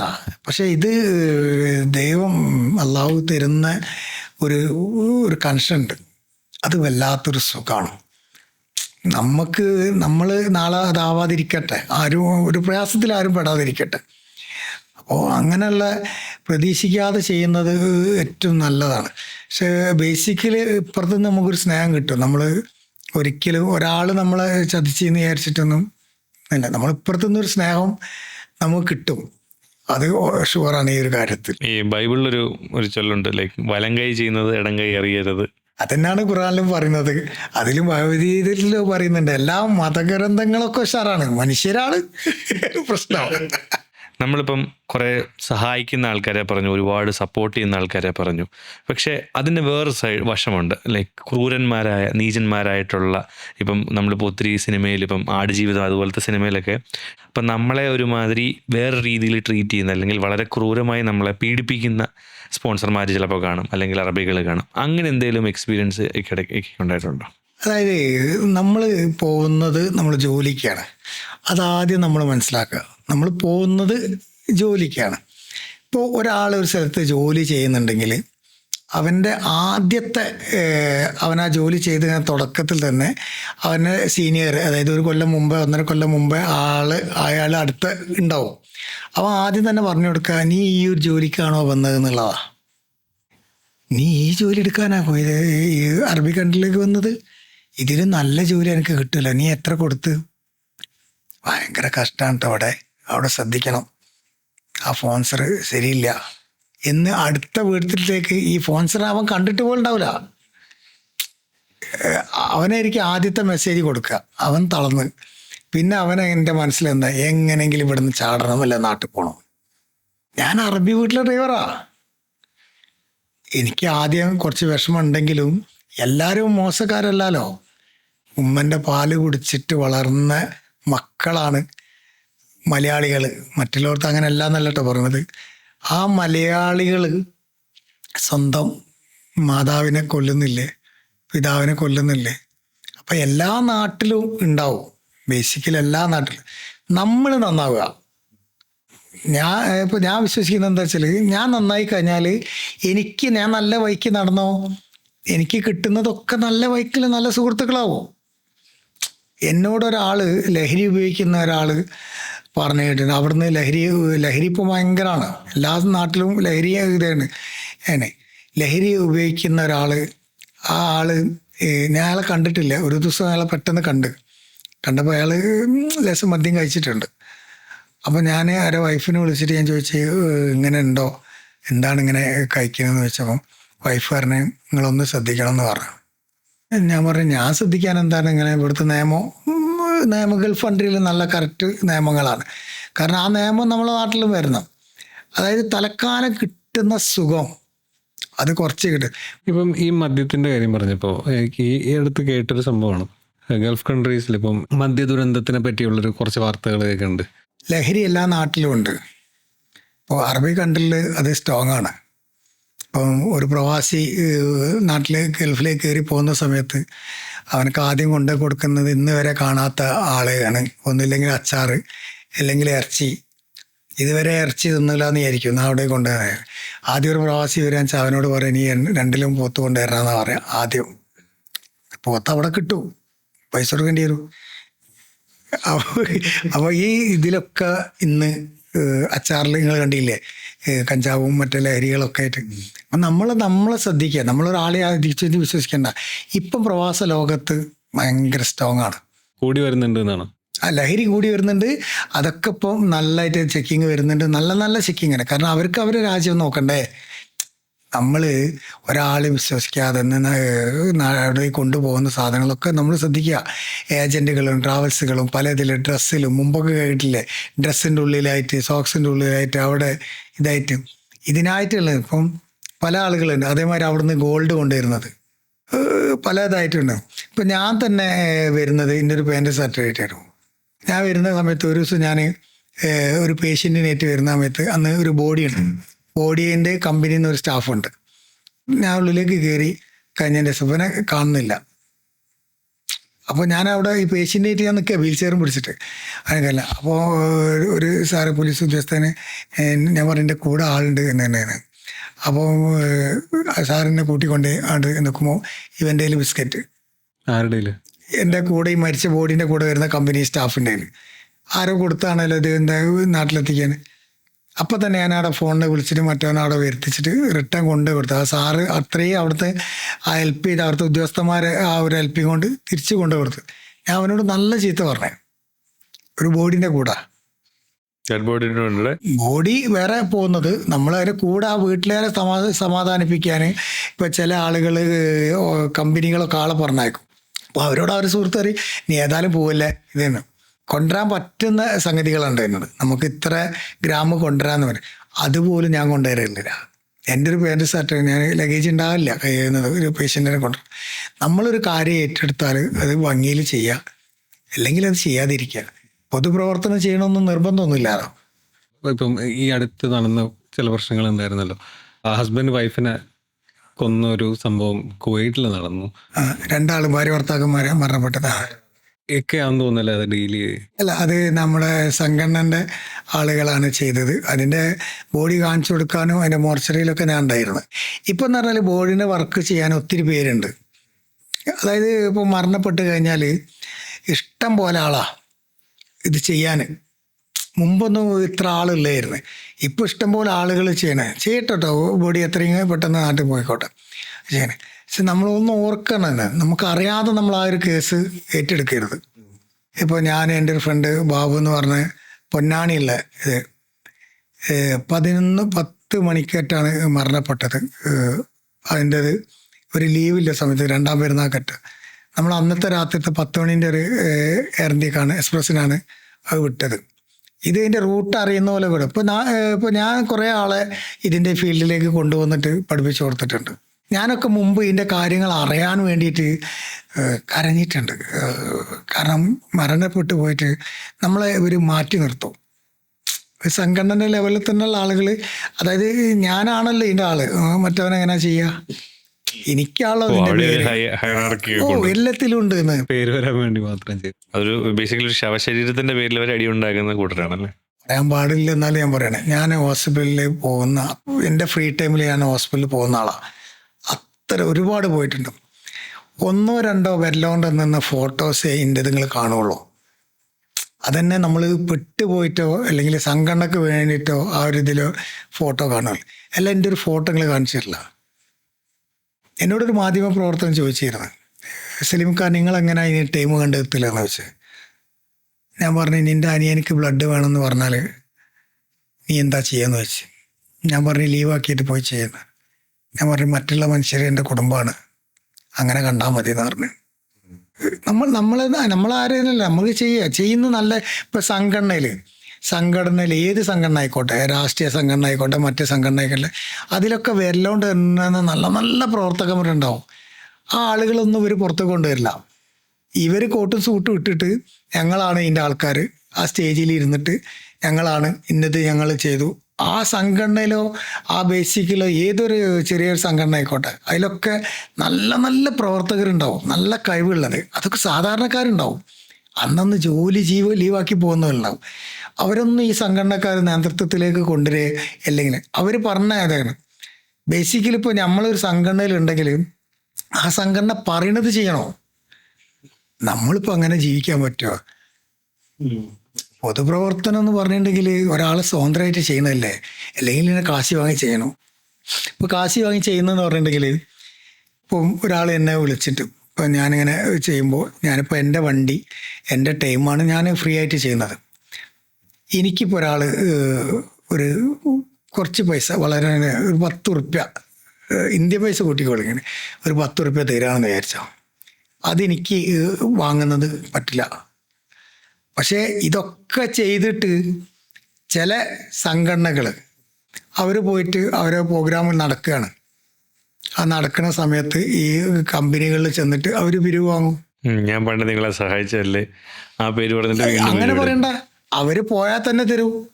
അവരിപ്പോ ഒരു 4 പോയിട്ട് ഇരുന്നിട്ട് അവരെ, അപ്പോൾ അവർക്ക് ഒഴിവാകാൻ പറ്റില്ല. കാരണം ആ കമ്പനീൻ്റെ സ്റ്റാഫിനായിരിക്കും ഇവർ വിട്ടുണ്ടാകുക. അത് എന്തിനാണ് അത് നിൽക്കുന്നത്? പക്ഷെ ഈ ഓടി അത്രയും വിഷന്ന് നിൽക്കുന്ന സംഘടനയിൽ പ്രവർത്തിച്ച ആൾക്ക് ഒരു ഭക്ഷണം പോലും ഉണ്ടാവില്ല. നീ ഭക്ഷണം കഴിച്ചതെന്ന് ചോദിക്കല്ലേ, നീ ഗ്രൂപ്പിൽ എന്തേ അത് പറയാഞ്ഞത്? ഞങ്ങൾ സംഘടനയുടെ പേരെന്തുകൊണ്ട് നീ പറഞ്ഞില്ല? എന്തിനാണ് നമ്മളെ വലുതാക്കുന്നതും ചെറുതാക്കുന്നതും? ഈ ലോകത്തൊരു ശക്തിയുണ്ട്, ഞാൻ വിശ്വസിക്കുന്നത്. എൻ്റെ റബ്ബ് എനിക്ക് എന്നെ ഉയർത്തുന്നതും എന്നതാക്കുന്നതും ഒക്കെ, സുഖം തരുന്നതും ദുഃഖം തരുന്നതും ഒക്കെ എൻ്റെ റബ്ബാണ്. ഞാനൊരാൾ അടിമവാൻ്റെ തന്നെയാണ്. നമുക്കെന്ത് സ്വാതന്ത്ര്യം കിട്ടിയില്ലേ? ഒരാൾക്ക് പൊതുപ്രവർത്തനം ചെയ്യണമെങ്കിൽ ആരെങ്കിലും സംഘടന വേണോ? വേണ്ട. സംഘടനയിൽ നിന്ന് ചെയ്യുമ്പോൾ സുഖം എന്താ വെച്ചാൽ, സംഘടനയിലേറെ ഒരു കൂട്ടായ്മയാണ്. കൂട്ടായ്മയിൽ ഇപ്പോൾ നിങ്ങൾക്കൊരു കഴിവുണ്ടാവും, നിങ്ങൾക്കുണ്ടാവും ഒരു കഴിവ്, എനിക്കും ഉണ്ടാവും ഒരു കഴിവ്. നമ്മൾ 3 ആൾ ഒരുമിച്ച് നിന്നാലോ ആ സംഗതി വിജയിക്കും. പക്ഷെ നമ്മൾ 3 ആൾ ഒറ്റക്കെട്ടാവണം. ഇത് ഫോട്ടോ എടുക്കാൻ മാത്രം നിന്നിട്ട് ഫോട്ടോ എടുക്കാനും മറ്റുള്ള വേദിയിൽ ഞാനാണെന്ന് പറയുന്നതാണ്. അത് പൊതുപ്രവർത്തനമല്ലല്ലോ. ഒരാളെ കുറ്റപ്പെടുത്തി കൊണ്ട് നിൽക്കുക, അത് ഉൾക്കൊള്ളാൻ പറ്റില്ല. അത് ഭയങ്കരമാണത്. ഇപ്പം ഈ സംഘടനകൾ ഇപ്പം നാട്ടിൽ തന്നെ, ഞാൻ ഈ പാലറ്റീവിൻ്റെ ഇതിൽ പോകുന്നതാണ്. നമ്മളവിടെ ഇക്ര ഹോസ്പിറ്റലിലെ ഒരു പാലറ്റീവിൻ്റെ ടീമുണ്ട്. അവരൊക്കെ വർക്ക് ചെയ്യണം. എന്തായാലും അതേമാതിരി ആശ്വാസ കിണാശ്ശേരി എന്ന് പറഞ്ഞിട്ട്, കിണാശ്ശേരിയിൽ നല്ലൊരു കൂട്ടായ്മ, നല്ല 2-3 ഞാനിപ്പോൾ ഈ നാട്ടിൽ നിന്ന് 2-3 പ്രാവശ്യം അല്ല വണ്ടിയിൽ പോയി, മുമ്പ് പോയിട്ടുണ്ട്. ഓരോ വീട്ടിൽ പോകുമ്പോൾ ഏടത്തി അനിയത്തിയോ 80 വയസ്സ് 90 വയസ്സുള്ള ആളുകൾ വീട്ടിൽ കിടന്നിട്ട് ആരാളുള്ളത് നോക്കാൻ?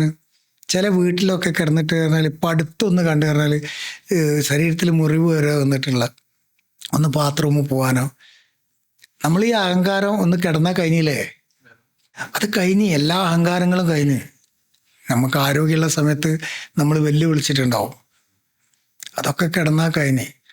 ഒരു മനുഷ്യനും ആഗ്രഹിക്കൂല ഒരു രോഗിയായിട്ട് നിന്നിട്ട് മറ്റൊരുത്തിൻ്റെ കൂടെ ഫോട്ടോയിൽ നിന്നാൽ ആ ഫോട്ടോ എടുത്ത് വന്നാൽ കുറച്ച് കാലം വരെ ആ രോഗം മാറി എണീച്ചടക്കുമ്പോൾ ഇത് ഫേസ്ബുക്കിലുണ്ടാവും.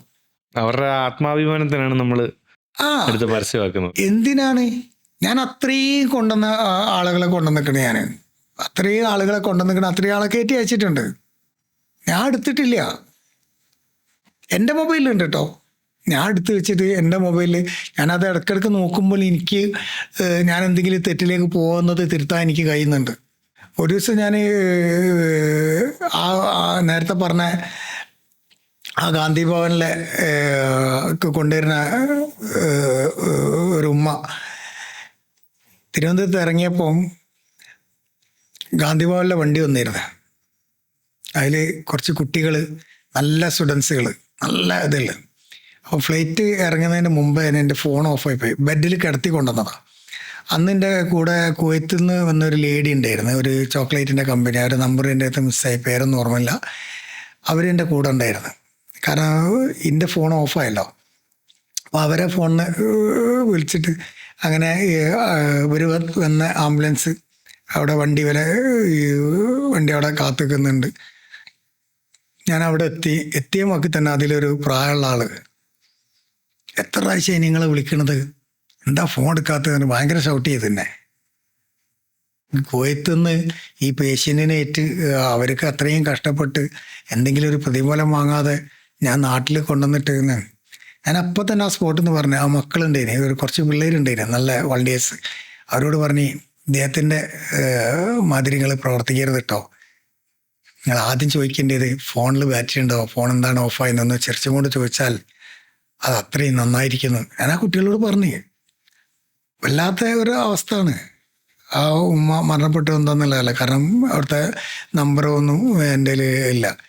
ഇത്തരം സ്ഥാപനങ്ങൾ ഇഷ്ടംപോലെ വളർന്നുകൊണ്ടിരിക്കുകയാണ്. ചില വീടുകളിലൊക്കെ പോയിട്ടുണ്ടെങ്കിൽ അവർ മാറി നിൽക്കുക, സ്വന്തം മക്കൾ മാറി നിൽക്കുന്ന വീടുകളുണ്ട്. ഈ അവർ വരുന്ന സിസ്റ്റർമാർ, ഡോക്ടർമാർ, അവരെന്തോ ഒരു ഡ്യൂട്ടി മാതിരി അവരാണ് നോക്കേണ്ടത്, ഞങ്ങളെ മാതാപിതാക്കളെ നോക്കേണ്ടത് അവരാണ്. എന്നിട്ട് ഇങ്ങനെ അതുണ്ട്, ഇന്നലെ യൂറിൻ പോയില്ല, ഏതാണ്ട് ഇവരിങ്ങനെ വിട്ടെന്ന് പറഞ്ഞു കൊടുക്കും. നമ്മളെ ഈ കുട്ടികൾ, വളണ്ടിയേഴ്സ് കുട്ടികൾ ഈ കുളിപ്പിക്കാൻ പോവാം, ചിലതൊക്കെ സ്മെല്ല് ചെയ്തിട്ട് അങ്ങനെ കുളിപ്പിക്കാൻ പോവാണ്. നമ്മൾ പള്ളിയിലും അമ്പലത്തിലും ചർച്ചിലും ഒന്നും പോണ്ട. ഏറ്റവും വലിയ മാതാവിൻ്റെ കാലിൻ്റെ അടിയിലാണ് സ്വർഗം എന്ന് പറഞ്ഞത്. ഇതിനെ കൊണ്ടുപോയിട്ട് ആദ്യം നമ്മൾ വൃദ്ധസ്ഥാനത്ത് കൊണ്ടുപോയിടുക, എന്നിട്ട് നമ്മൾ അമ്പലത്തിലും പള്ളിയിലും പോയിട്ട് എന്ത് കാര്യമുള്ളത്? ചർച്ചിലും പോയിട്ട് ഒരു കാര്യമില്ല. ഈ നമ്മളെ വീടിൻ്റെ അടുത്ത് ഒരമ്മ, അവരെ ഭർത്താവ് മരണപ്പെട്ടതാണ്, മകനും മരണപ്പെട്ടതാണ്, ഒരു മോള് ഉള്ളത്, മോള് 2 പെൺകുട്ടികളാണ്. ആ അമ്മ എപ്പോഴും പറയും എൻ്റെ മോനാണ്, സലീം എൻ്റെ മോനാണെന്ന് പറയും. അങ്ങനെ കുറേ അങ്ങനെയുള്ള പ്രായമുള്ള ആളുകളുണ്ട്. അതൊക്കെ ഒരു ഭയങ്കര ഒരു സുഖമാണ്. നിങ്ങൾ ആ സുഖത്തിൽ ഇങ്ങനെ പോയാലുണ്ടല്ലോ, അങ്ങനെ വെറുതെ ഇരിക്കുമ്പോൾ ഒന്ന് ഹോസ്പിറ്റലിലൊക്കെ ഒന്ന് വിസിറ്റ് ചെയ്യുക. ഹോസ്പിറ്റലിലൊക്കെ ഒന്ന് വിസിറ്റ് ചെയ്യുമ്പോൾ ഉള്ള സുഖങ്ങളുണ്ടല്ലോ, അത് നമ്മൾ തന്നെ മാറും. നമ്മൾ ഒരു മറ്റുള്ള ചീത്ത സ്വഭാവത്തിലേക്ക് പോകില്ല, നമ്മളിതായിട്ട് ഒന്നിലേക്കും പോകില്ല, രഹിലിലേക്ക് പോകില്ല, ഒന്നിലും പോകാൻ കഴിയില്ല. കാരണം ഏറ്റവും വലിയ ദൈവം മാതാപിതാക്കളാണ്. എനിക്ക് ഉമ്മയും മരണപ്പെട്ടതാണ്. അവർ കാണിച്ചെന്ന മാർഗങ്ങൾ, ഇപ്പോൾ മീൻ കച്ചവടമായിരുന്നു, ഒരുപാട് മീൻ തിന്നാൻ കഴിഞ്ഞ്. ഇപ്പം ആയാലും ഉമ്മ ആയാലും ഒരുപാട് എൻ്റെ നാട്ടിലെ അയൽവാസികൾ, നമ്മളെ ഫ്രണ്ട്സുകളൊക്കെ ഓടി വന്ന് ഭക്ഷണം കഴിക്കണേ. ആ ഭക്ഷണം ഒന്നും കൊടുക്കുന്നുണ്ട് കേട്ടോ. ഇന്നും എന്തെങ്കിലും ഉണ്ടാക്കിയാൽ സുഹൃത്തുക്കൾ വരും. നമ്മളെ ഒരു അങ്ങനെയുള്ള ഒരു ജീവിതമാണ് നല്ലത്. അതേമാതിരി ഈ ബ്ലഡിൻ്റെ ടീമുണ്ട്, ഡ്രാക്കുള എന്ന് പറഞ്ഞിട്ട്. ഈ ഡ്രാക്കുള കൊല്ലത്തിൽ ഒരു ഒത്തുകൂടും. അവരെ എനിക്ക് ഭയങ്കര ഇഷ്ടമാണ്. കാരണം വെച്ചാൽ ഈ തിരുവനന്തപുരം തൊട്ട് കാസർഗോഡ് വരെയുള്ള ഒരു ടീമാണ്. അതായത് എല്ലാ ബ്ലഡ് ടീമിൻ്റെ ഡോണേഴ്സുകളാണ് അവർ ലോറൻസിൻ്റെ അതിൻ്റെ കോർഡിനേറ്റർമാർ ഉള്ളവർ നല്ലൊരു ടീമാണ്. ഞങ്ങൾ കോഴിക്കോട് ഈ രക്തവാഹിനി എന്ന് പറഞ്ഞിട്ട് ഒരു ടീം ഉണ്ടാക്കിയിരുന്നു കോവിഡിൻ്റെ സമയത്ത്. അന്ന് 36-40 ബസ് വരും ബ്ലഡ് കൊടുക്കാൻ. Medical college, Kottaparamba, beach hospital, അവിടെയൊക്കെ ബ്ലഡ് കൊടുക്കാൻ വരും, ബസ് വരും. അവർക്ക് ഫുഡ് ഞാനാ കൊടുത്തിരുന്നത്. ഞാൻ എന്ന് പറഞ്ഞാൽ ഭയങ്കര അഹങ്കാരത്തിൽ പറയാം, ഞാനല്ല, എൻ്റെ പൈസ ഒന്നും ഞാനല്ല, പൈസ അതിൻ്റെ ഒരു ഇത് തന്നത് നമ്മളെ സുഹൃത്തുക്കൾ. അതായത് തൊണ്ടയാട് പാലത്തിൻ്റെ ചുവട്ടിൽ വെച്ചിട്ടാണ് അവർ വരും. അവർ ബ്ലഡ് കൊടുത്തു കഴിഞ്ഞാൽ നമ്മളെ വക ബിരിയാനാണ്, ബിരിയാണി ഫ്രൂട്ട്സൊക്കെ വെച്ചിട്ട്. മെഡിക്കൽ കോളേജ് അന്നത്തെ CA ബെന്നി സാറാണ് വരിക. എന്നിട്ട് ഒരു ക്ലാസ്സൊക്കെ എടുത്തു കൊടുത്തിട്ട് ആ ഒരു സമയത്ത് പെട്ടെന്ന് നിതിന് എന്ന് പറഞ്ഞ ദുബായിൽ നിന്ന് മരിക്കുന്നതെന്ന് പറഞ്ഞാൽ നിങ്ങൾ എല്ലാവരും അറിഞ്ഞിട്ടുണ്ട്. അത് അവർക്ക് 2 ടിക്കറ്റും വൈഫ് പ്രഗ്നൻ്റ് ആയിരുന്നു. നാട്ടിലേക്ക് വരാൻ വേണ്ടിയിട്ട് വൈഫ് വരാൻ വേണ്ടി നിന്നപ്പം നിതിൻ എന്ത് ചെയ്ത് അവൻ്റെ ടിക്കറ്റ് വേറൊരാൾക്ക് കൊടുത്തിട്ട് അവൻ വൈഫിനെ പറഞ്ഞയച്ച്. പക്ഷേ അവനായിരുന്നു ഒറ്റക്കായി മരണപ്പെട്ട്. അങ്ങനെ അന്ന് കൊണ്ടുവരുന്ന മിംസ് ഹോസ്പിറ്റലിലേക്ക് അതിന് ഭാര്യ വൈഫ് മിംസ് ഹോസ്പിറ്റലിലായിരുന്നു. ഒരു മോളുണ്ട്. ആ മോള് ഇന്നിപ്പോൾ ഒരു വേറെ കല്യാണം കഴിച്ചിട്ട് നല്ല സുഖജീവിതം എന്നും നന്മ അവർക്ക് ഉണ്ടാവട്ടെ.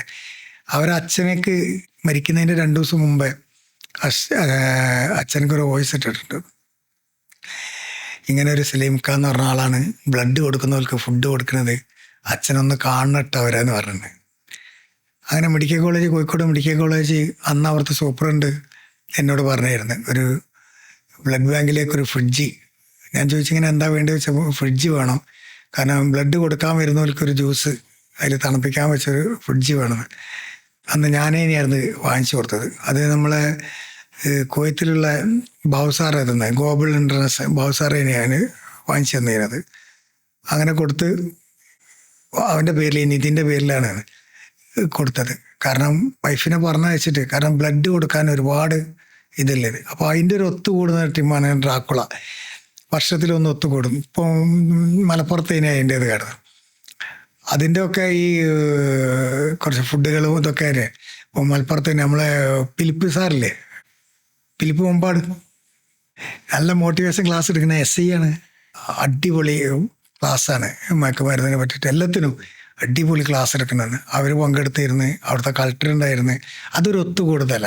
ആ ഒത്തുകൂടൽ പറഞ്ഞാൽ ബ്ലഡിൻ്റെ കോർഡിനേറ്റർമാരാണ്.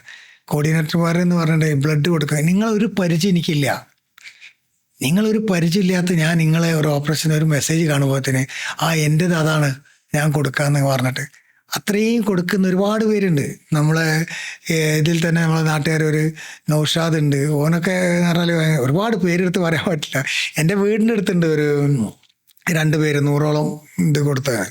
എൻ്റെ ഒരു സുഹൃത്തുണ്ട്, എൻ്റെ അടുത്ത വീട് തന്നെ സൈജീവ് എന്ന് പറഞ്ഞിട്ട് ലാൽ സ്റ്റുഡിയോൻ്റെ അവന് 100ാമത്തെ പ്രാവശ്യം ഇപ്പോൾ അടുത്ത് കൊടുത്തത്. ഇത് ഒരു ബന്ധമില്ലല്ലോ. അപ്പം നമ്മൾ മലയാളികൾക്കുള്ള ആ സ്നേഹം, മലയാളിയാണെന്ന് പറയുന്ന ആ സ്നേഹം, അത് വല്ലാത്തൊരു ഇത് തന്നെ. ഒരു ഇത് എവിടെ ചെന്നാലും ആ ഒരു കൂട്ടായ്മ എന്തിനും കുറച്ച് കഷ്ടപ്പിച്ചൊക്കെ ഉണ്ടെങ്കിലും കൂടിയിട്ട് അവരെ പോലെ വരാറില്ല. അത് പറഞ്ഞപ്പോൾ വേറൊരു ചോദ്യം, ലൈക്ക് നമ്മളിപ്പം ഇന്ത്യയിൽ നിൽക്കുമ്പം അല്ലെങ്കിൽ കേരളത്തിൽ നിൽക്കുമ്പോൾ നമ്മൾ മലയാളികൾ ഇന്ത്യക്കാരെന്നുള്ളൊരു ഇതുണ്ട്.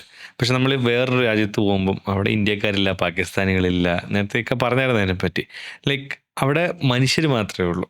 അതായത് ഒരാൾ പ്രവാസ ലോകത്തേക്ക് ചെല്ലുമ്പോൾ ഫ്ലൈറ്റ് ഇറങ്ങി അവനെ വിളിക്കാൻ വരുന്നത് ചില സമയത്ത് അവൻ്റെ ജ്യേഷ്ഠനോ അല്ല അവൻ്റെ കസിനോ അല്ല കൂട്ടുകാരോ ആരും ആയിരിക്കില്ല.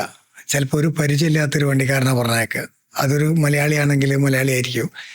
അവനോട് റൂമെത്തുന്നവരെ ഒരു കഥ പറയുമ്പോൾ അവൻ്റെ ആദ്യത്തെ സുഹൃത്താണ്. പിന്നെ ആ ഒരു ബന്ധം നിലനിന്ന് പോവും. പിന്നെ ആ റൂമിൽ പറഞ്ഞാൽ ഇന്ന ആൾ ഓരോരുത്തർ ഓരോ ദിവസം ഭക്ഷണം ഉണ്ടാക്കുന്നത്, ആ ഭക്ഷണത്തിന് പരാതിയില്ലല്ലോ, ഭയങ്കര ടേസ്റ്റാണ് ആ ഭക്ഷണത്തിന്. പ്രവാസ ലോകത്തെ നമ്മളെ വീട്ടിൽ നമ്മളെ ഭാര്യ ആയിക്കോട്ടെ നമ്മളെ ഉമ്മ ആയിക്കോട്ടെ ഭക്ഷണം തരുമ്പോൾ ചിലത് ഉപ്പ് ഇല്ലെങ്കിൽ അല്ലെങ്കിൽ ഇതിന് ഞാനൊക്കെ ഇടയ്ക്ക് ചൂടാകുന്ന ആളാട്ടോ. കാരണം നമുക്കിപ്പോൾ നമ്മളെ വീട്ടുകാരല്ലേ ഇത്ര പറ്റുള്ളൂ, വേറെ ആരെങ്കിലും ചീത്ത പറഞ്ഞാൽ നമുക്ക് അടിയുന്നു. ആ ഒരു സ്നേഹം പ്രവാസ ലോകത്ത് വല്ലാത്തൊരു സ്നേഹമാണ്. അത് ഭക്ഷണം ഇല്ലാതെ ഒന്നും ആരും നിൽക്കൂല. ചിലതൊക്കെ കാണും ഇങ്ങനെ ഭക്ഷണം കിട്ടിയില്ല, അങ്ങനെ ഉണ്ടാവില്ല. പ്രവാസികൾ വേഗം എന്തിനും ഇപ്പോൾ ഞാൻ ഇടുക്കിയിലുള്ള നേരത്തെ പറഞ്ഞ നമ്മളെ കണ്ണ് കാണാത്ത ആള് കൊണ്ടുവന്നെന്ന് പറയുന്നത് ആരും വീട്ടുകാരെ ഏറ്റെടുത്തില്ലാണ്. അവർക്കൊക്കെ അവിടെ ഹോട്ടലിന് ഭക്ഷണങ്ങൾ തന്നിട്ടുണ്ട്. ഹോട്ടലിൽ വിളിച്ച് പറയാ, സലീം കാ ഇവിടുന്ന് കൊണ്ടേക്കോളി ഭക്ഷണം, നിങ്ങളെന്താ നമ്മളെ ഹോട്ടലിൽ ഭക്ഷണം വയ്ക്കുന്നത്, ആരെങ്കിലും പ്രയാസം ഉണ്ടെങ്കിൽ പറയാം. അതിപ്പോൾ സുഹൃത്തുക്കളായാലും ഇന്ന ഹോട്ടലിൽ നിന്നില്ല, എല്ലാവരും അപൂർവ ആളുകൾ മറ്റുള്ള ആ ദുഷ്ട മനസ്സിലുണ്ടായിട്ടുണ്ട്. അവർ എല്ലാത്തിലും അങ്ങനെ തന്നെ. അപ്പം 100 പേരെടുത്തിട്ട് 60 പേര് ഫുൾ ഓക്കെ ആയിരിക്കും, 20 പേര് അങ്ങോട്ടും ഇങ്ങോട്ടും നിൽക്കും. ഈ ബാക്കി 20 പേര് എന്ന് പറഞ്ഞാൽ മറ്റുള്ളവരെ കുറ്റം പറയാന്നുള്ളതാ. പണിക്കും പോലെ വീട്ടുകാർക്ക് ഉപകാരം ഉണ്ടാവില്ല, നാട്ടുകാർക്ക് ഉപകാരം ഉണ്ടാവില്ല, എന്ത് ചെയ്താലും കുറ്റങ്ങൾ. നല്ലത് പറയണ്ട, എതിർക്കാതൊന്നൂടെ. അതെ. ഇപ്പോൾ കുവൈത്തിൽ തന്നെ ഒരുപാട് സംഘടനകൾ എന്നെ ആദരിച്ചിട്ടുണ്ട്. പക്ഷേ ചില സമയത്തൊക്കെ ആദരവ് വാങ്ങണ്ടെന്ന് തോന്നിപ്പോവും. കാരണം നമുക്കൊരു ആദരവ് കിട്ടുമ്പോൾ നമ്മൾ സുഹൃത്തുക്കൾ സന്തോഷിക്കുകയല്ലേ വേണ്ടിയത്. ഇപ്പം ഞാൻ ആർക്ക് കിട്ടുകയല്ലേ നമുക്ക് ഭയങ്കര സന്തോഷമാണ്, എൻ്റെ സുഹൃത്തിന് കിട്ടി എന്നുള്ളതല്ലേ. അതല്ല കാണാൻ, അതവനെ ഒറ്റക്ക് ചെയ്ത് കൂട്ടാതെ ചെയ്ത്. ഈ ഒറ്റക്ക് ചെയ്യുന്ന പറഞ്ഞാൽ ഇപ്പം ഞാൻ വിളിച്ചാൽ നിങ്ങൾ വരണം, നിങ്ങൾക്ക് ഡ്യൂട്ടിയെ വരാൻ കഴിഞ്ഞില്ല. ഇനി അഥവേ നിങ്ങളിൽ ചില ആളുകൾ നല്ല രസമാണ്, ചില ആളുകൾ ഇപ്പോൾ ഒരു അനുഭവം പറഞ്ഞുതരാം. ഞാനിങ്ങനെ വർക്ക് ചെയ്തുകൊണ്ട് നിൽക്കുന്ന സമയത്ത് ചില വ്യക്തികളൊക്കെ വിളിച്ചിട്ട് ഓടി വന്ന് ചെയ്യുന്നുണ്ട്. ചില ആളുകൾ എന്ത് ചെയ്യുന്നറിയാം, ഇപ്പോൾ മോർച്ചറിൻ്റെ ഉള്ളിലേക്ക് നമ്മൾ കയറി ഒരു പേപ്പർ കൊടുക്കാൻ നേരത്ത് ഗ്രൂപ്പ് ഉണ്ടാക്കിയിട്ടുണ്ട്, ഗ്രൂപ്പൊക്കെ ഉണ്ടെങ്കിൽ ചില ആളുകൾ പുറത്ത് വന്നത് വോയിച്ചിട്ട് ഞങ്ങളുടെ മോർച്ചറിൽ എത്തിയിട്ടുണ്ട്, ഇവിടെ പേപ്പർ ഇപ്പോൾ കൊടുത്തിക്കണത്. നമ്മളുള്ളിൽ പേപ്പർ കൊടുത്തിട്ട് പുറത്തേക്ക് വന്നു കഴിഞ്ഞാൽ ആളെ കാണൂല, വോയിസ് ഉണ്ടാവും ഗ്രൂപ്പിൽ. അപ്പോൾ ആളെ ഞാൻ വിളിച്ചു നോക്കി, ഒരാളെ ഞാൻ വിളിച്ചു നോക്കി, അല്ല നീ ഇവിടെ, അല്ല ഞാൻ അവിടെ വന്നിരുന്ന് ആ സമയത്താണ് എനിക്ക് ഡ്യൂട്ടി ഉണ്ടായിരുന്നു, ഞാൻ അങ്ങോട്ട് പോകുന്നതാണ്. പക്ഷെ ഈ ഗ്രൂപ്പിലുള്ള ആളുകൾ കേൾക്കിങ്ങനെ ആള് ഇതിൻ്റെ കൂടെ തന്നെ ഉണ്ട് കേട്ടോ. എന്തിനാണ് ഒരാൾ ചെയ്യുന്ന പ്രവർത്തനത്തിന് ഞാൻ ഇത്ര ചെയ്തിട്ടുള്ളൂ. ഇപ്പം ഞാൻ ചെയ്യുമ്പോൾ വെച്ചാൽ ഞാൻ ഗ്രൂപ്പിൽ ഞാൻ ഒരുപാട് ആളുകളോട് എൻ്റെ കൂട്ടത്തിൽ വരുന്നവരോട് പറയും, നിങ്ങൾ വോയിസ് ഇട്ടേക്ക്, ഇത് ഇത്ര വരെ ആയിട്ടുണ്ട് എന്ന് പറയും ഞാൻ. അപ്പോൾ ആ ആള് വോയിസ് ഇടും. ആ ആൾ വോയിസിട്ട് എത്ര പേര് എത്തിയിട്ടുണ്ട്, ഇന്ന സമയത്താണ് നിസ്കാരം അല്ലെങ്കിൽ ഇന്ന സമയത്താണ് പ്രാർത്ഥന എന്ന് പറയുന്ന ഒരു സമയമുണ്ട്. എന്ന് സാർ ആ ഒരു സമയം ഒരുപാട് പറയുമ്പോൾ ഈ വോയിസ് കേൾക്കുന്നവർ വിചാരിക്കുക ഇവരാണ്. എനിക്ക് ഗ്രൂപ്പിൽ അങ്ങനെയൊന്നും പറയലില്ല, ചില സമയത്ത് പറയും, ഞാൻ തീരെ പറയലില്ല. ഞാൻ അതിൽ ഒരു സംഭവം വേറെ ഒന്നും ഉണ്ടായിരിക്കുന്നത്, ഒരു കുട്ടി മരണപ്പെട്ടു, ഒരു ക്രിസ്ത്യൻ കുട്ടിയാണ് മരണപ്പെട്ടത്. അന്ന് ഈ ഹോസ്പിറ്റലിൽ നിന്ന് എനിക്ക് വിട്ടു തരും, നമ്മളെ വണ്ടിയിൽ തന്നെ കൊണ്ടുപോകാൻ. ചെറിയ മക്കൾ 8 മാസം 7 മാസം ഉള്ള സമയത്തുള്ള മരണപ്പെട്ട് നമുക്ക് വിട്ടു തരും. അങ്ങനെ ഒരു ഹോസ്പിറ്റലിൽ നിന്ന് ഒരു കുട്ടി മരണപ്പെട്ടത്, അവിടുത്തെ ഉദ്യോഗസ്ഥന്മാർ പറഞ്ഞ് ഇത് നിങ്ങൾ കൊണ്ടുപോകില്ലെന്ന് വെച്ച് ഞാൻ കൊണ്ടുപോകാമെന്ന് പറഞ്ഞു. അപ്പോൾ ഒരാൾ എന്നെ വല്ലാതെ എൻ്റെ അടുത്ത് സ്നേഹം കാണിക്കുന്നത്, ഭയങ്കര സ്നേഹമായിട്ട് ആ കുട്ടീനെ ഞാനെടുക്കാമെന്ന് പറഞ്ഞു. അപ്പോൾ എനിക്ക് ഒന്നും മനസ്സിലായില്ല. അങ്ങനെ അവിടുന്ന് മോർച്ചറിയിൽ നിന്ന് 2 കുട്ടികളെയും തന്ന് ആ ഒരു കുട്ടീനെ അച്ഛനക്ക് കൊടുത്ത്, മറ്റേ കുട്ടീനെ ആരുമില്ലാത്ത കുട്ടീനെ അവർ പറഞ്ഞത് ഇവരോട് ചെയ്യാൻ വേണ്ടി പറഞ്ഞിട്ട് ആ കുട്ടീനെ ഞാൻ വാങ്ങിച്ച് വണ്ടീൻ്റെ അടുത്തേക്ക് വന്നപ്പോൾ ഈ ആൾ എൻ്റെ കൂടെ വന്നിട്ട് സലീം കാ ആ കുട്ടീനെ ഞാൻ എടുക്കാമെന്ന് പറഞ്ഞു. എന്തോ ഒരു സ്നേഹത്തിലാണെന്നറിയാം അദ്ദേഹം ആ കുട്ടീനെ എന്നോട് വാങ്ങിച്ചത്. വാങ്ങിയെടുത്ത് കുട്ടീനെ കൊണ്ടുപോയി കാറിൽ കയറ്റി അങ്ങനെ നോക്കുന്നുണ്ട്. മൂപ്പർ അറിയാതെ മൂപ്പർ മുഖത്ത് ഇങ്ങനെ നോക്കുന്നുണ്ട്. മൂപ്പർ ഇങ്ങനെ കൈ പിടിച്ച് ഇങ്ങനെ പ്രാർത്ഥിക്കുന്നുണ്ട്, ഇങ്ങനെ അല്ലാതായിട്ട് ഇങ്ങനെ അങ്ങനെ അവിടെ എത്തി. സെമിത്തേരിയിലെത്തിയപ്പോൾ ഈ ഒരു കുട്ടിക്ക് ആരുമില്ലല്ലോ, ഇയാൾ നല്ല ചേർത്ത് പിടിച്ചിട്ടുണ്ട്, ഞാനുണ്ട് കൂടെ. അപ്പം പള്ളിയിലെ അച്ഛൻ ചോദിച്ചു എന്നോട്, ഈ കുട്ടീനെ നമ്മളെ പ്രാർത്ഥനയിൽ ഉൾപ്പെടുത്തി കൊടുത്ത് വെച്ച്. ഞാൻ കുട്ടി ജനിച്ച് മരണപ്പെട്ട് മാതാപിതാക്കൾ ഏതാണെന്നറിയില്ല, നോർത്ത് ഇന്ത്യയാണ്, ഏതാണെന്നറിയില്ല. നിങ്ങൾ പ്രാർത്ഥിച്ചിട്ടില്ലെങ്കിലും ആ കുട്ടി ഒരു തെറ്റും ചെയ്തിട്ടില്ല. തെറ്റ് ചെയ്യുന്നത് നമ്മളാണ്, നമുക്ക് വേണ്ടിയിട്ടാണ് ആദ്യം പ്രാർത്ഥിക്കേണ്ടത്. അച്ഛൻ ചെയ്തോളിയെന്ന് പറഞ്ഞാൽ. അപ്പോൾ എല്ലാവരും സമ്മതപ്രകാരം 2 കുട്ടീനെ ഇങ്ങനെ വെച്ചിട്ട് അവരെ മറ്റേ കുട്ടീനെ ചെയ്തതുപോലെ ഇതിനെയും പ്രാർത്ഥിച്ചിട്ട് 2നെ അവിടെ വെച്ച്. അപ്പോൾ അവിടുന്ന് പ്രാർത്ഥിച്ച് കഴിഞ്ഞപ്പോൾ ഈ ആളാണ് കേട്ടോ കുട്ടീനെ എടുക്കണത്, എൻ്റെ കൂടെ അല്ലേ. അങ്ങനെ അവിടെ പിന്നെ അടക്കങ്ങളൊക്കെ കഴിഞ്ഞ് എല്ലാം കഴിഞ്ഞതിന് ശേഷം കുറേ ലേഡീസുകളുണ്ട്. ഈ മരണപ്പെട്ട് കഴിഞ്ഞാൽ അവരൊക്കെ എല്ലാവരും വരും. അങ്ങനെ മരണപ്പെട്ട സെമിത്തേരിയിൽ നിന്ന് അതൊക്കെ കഴിഞ്ഞ് ഒരാളോട് ചോദിച്ച്, അല്ല ആ കുട്ടീൻ്റെ അടുത്ത ആളെ ആരാന്ന് വെച്ച്, അത് ഞങ്ങളെ കസിനാണ്, 12 വർഷമായിട്ട് അവർക്ക് കുട്ടിയില്ല. ആ തുടക്കം മുതലേ അവൻ ചോദിച്ചു കൊണ്ടിരിക്കുക, ആ മോനെ ഞാനെടുക്കട്ടെ എന്ന്. വല്ലാത്തൊരവസ്ഥ എന്ന് പറഞ്ഞാൽ വല്ലാത്തൊരവസ്ഥ. ലാസ്റ്റാണ് ഞാൻ അറിയുന്നത് ആ ഒരു കുട്ടീനെ മക്കളുള്ള മാതാപിതാക്കൾ ചില ഫേസ്ബുക്കിലൊക്കെ കാണാൻ അടിച്ചിട്ട് പരിക്കേൽപ്പിക്കുന്നത്, അടിച്ച് കൊല്ലുന്നത്.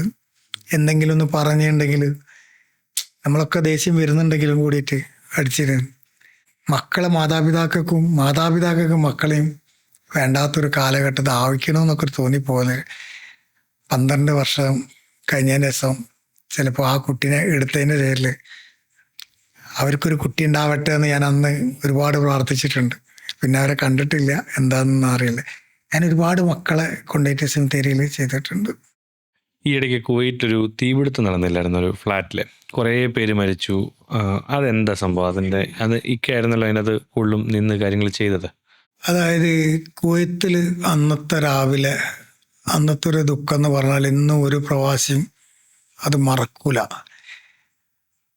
രാത്രിയിൽ വീട്ടിലേക്കൊക്കെ വിളിച്ച് നല്ല റാഹത്തിൽ രാവിലെ അത് ഡ്യൂട്ടിക്ക് പോകണം കിടന്നുറങ്ങിയ ഒരു ടീം, രാവിലെ എണീച്ചിട്ട് ഡ്യൂട്ടിക്ക് പോവാൻ ഉള്ള ഒരു ടീമും കഴിഞ്ഞ് വന്നിട്ട് ഉറങ്ങുന്ന ഒരു ടീമും. അപ്പോൾ രാവിലെയാണ് ഇത്, ഈ ഇലക്ട്രിക്കിൻ്റെ പ്രോബ്ലം കൊണ്ടാണ് ഫസ്റ്റിൽ ഇത് വരുന്നത്. സംഭവിച്ചു കഴിഞ്ഞ ഉടൻ തന്നെ ഞാനിത് രാവിലെ തന്നെ അറിഞ്ഞിട്ടുണ്ട്. പല ആളുകൾ നമ്മളെ വിളിച്ച്. ഞാൻ ആദ്യം ഓടി ഹോസ്പിറ്റലിലേക്ക് പോയപ്പോൾ അവിടെ അങ്ങനെ വന്നുകൊണ്ടിരിക്കുക. അപ്പോൾ ഞാൻ നേരെ മോർച്ചറിലേക്ക് ഫോൺ ചെയ്തു. അപ്പോൾ എന്നോട് പറഞ്ഞ് വന്നുകൊണ്ടിരിക്കുകയാണ്, എത്ര എന്നുള്ള കണക്കറിയില്ല എന്ന് പറഞ്ഞു. അതായത് മലയാളികൾ ഒന്നടക്കം ഉണർന്ന, മലയാളി എന്നല്ല ഇന്ത്യക്കാരായാലും എംബസി ആയാലും അവിടുത്തെ ഗവൺമെൻറ് ആയാലും ഒന്നടക്കം ഉണർന്ന് പ്രവർത്തിച്ചൊരു ഇതാണ്. അപ്പോൾ ഞാൻ ഹോസ്പിറ്റലുകളൊക്കെ പോകുന്ന അതാത് സംഘടനൻ്റെ ആളുകളെ വിളിച്ച് പറഞ്ഞ് നിങ്ങളെ മെമ്പറുണ്ട് ഇവിടെ, നിങ്ങളെ ആളുണ്ട് ഇവിടെ, ഇന്ന ഏരിയയിലുണ്ട് ഇവിടെ, മെമ്പർ അല്ലാത്തവരുണ്ട്. അതൊക്കെ ഞാനുള്ള സംഘടനയിലേക്കും വിളിച്ച് ഞാൻ പറഞ്ഞിട്ടുണ്ട്, ഇവിടെ ഉണ്ട്, നിങ്ങളെ മെമ്പർ ഉണ്ട് ഇവിടെ എന്ന് കാണും. അപ്പം അതൊക്കെ പറയുമ്പോഴും അവിടെ ചില ആളുകൾ ഫോട്ടോ എടുത്ത് വരുന്നതാണ് കാണുന്നത്. ഇന്ന രോഗിൻ്റെ അടുത്ത് ഞാൻ പോയിട്ടുണ്ട് എന്ന്. ആ രാവിലെ തൊട്ടിട്ട് അതിൻ്റെ കൂടെ തന്നെ. അപ്പം എല്ലാവരും അന്നത്തെ ദിവസം സമയത്ത് കുറച്ച് പേരൊക്കെ ഉദ്യോഗത്തെ ഇതിൽ പെട്ടുപോയതിൽ പോലീസിലുണ്ടായിരുന്നു. അവർ രാത്രിയൊക്കെ അവർ വിട്ട് ചെക്ക് ചെയ്യാൻ വേണ്ടിയിട്ട് എന്തായാലും പിടിക്കുകയല്ലോ എത്രത്. അപ്പം അത് മോർച്ചറിലേക്ക് വെച്ച് മരണങ്ങൾ ഇങ്ങനെ കൂടിക്കൊണ്ടിരിക്കുക. 49 പേരറ്റാണെന്ന് തോന്നുന്നു. അതിൽ നമ്മൾ ഇവിടുന്ന് ഫ്ലൈറ്റ് വന്നതിൽ തന്നെ 48 പേരെയും കൊണ്ടുവന്ന് അതിൽ ഒരാളെ തിരിച്ചറിയായിട്ട് അവരുടെ മകനായിട്ട് നാട്ടിൽ നിന്ന് വന്നിട്ട് ചെക്ക് ചെയ്തിട്ടാണ് പിന്നെ വിട്ടത്. അതും ഞാൻ തന്നെ ഇതിലേക്ക് ബോക്സിൽ ഇറക്കിയത്. അപ്പം അതിൻ്റെ സോഷ്യൽ വർക്കറിനെ എല്ലാവരെയും വിളിച്ചിരുന്നു എംബസി, ആരൊക്കെല്ലാന്ന് വരാൻ നേരം. അന്ന് ഞാൻ മലയാളിയായിട്ട് പിന്നെ ഒരു ആന്ധ്രക്കാരനും ഒരു തമിഴ്നാട്ടുകാരനാണ്, നമ്മൾ 3 ആളാണ് അതിൻ്റെ വർക്കുകൾ ചെയ്തത്.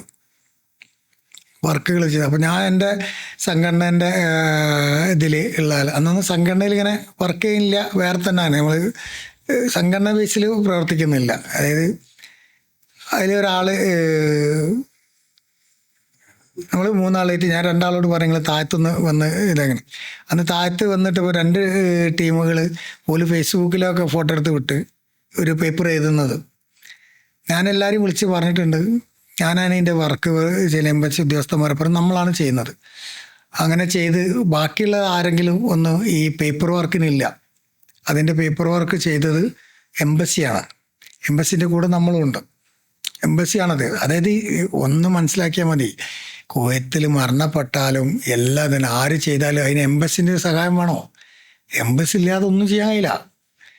അങ്ങനെ ബോഡി വർക്ക് ചെയ്തത് നമ്മൾ 2 മണി 1 മണിക്കറ്റ ലാസ്റ്റ് മോർച്ചറിലേക്ക് എത്തി.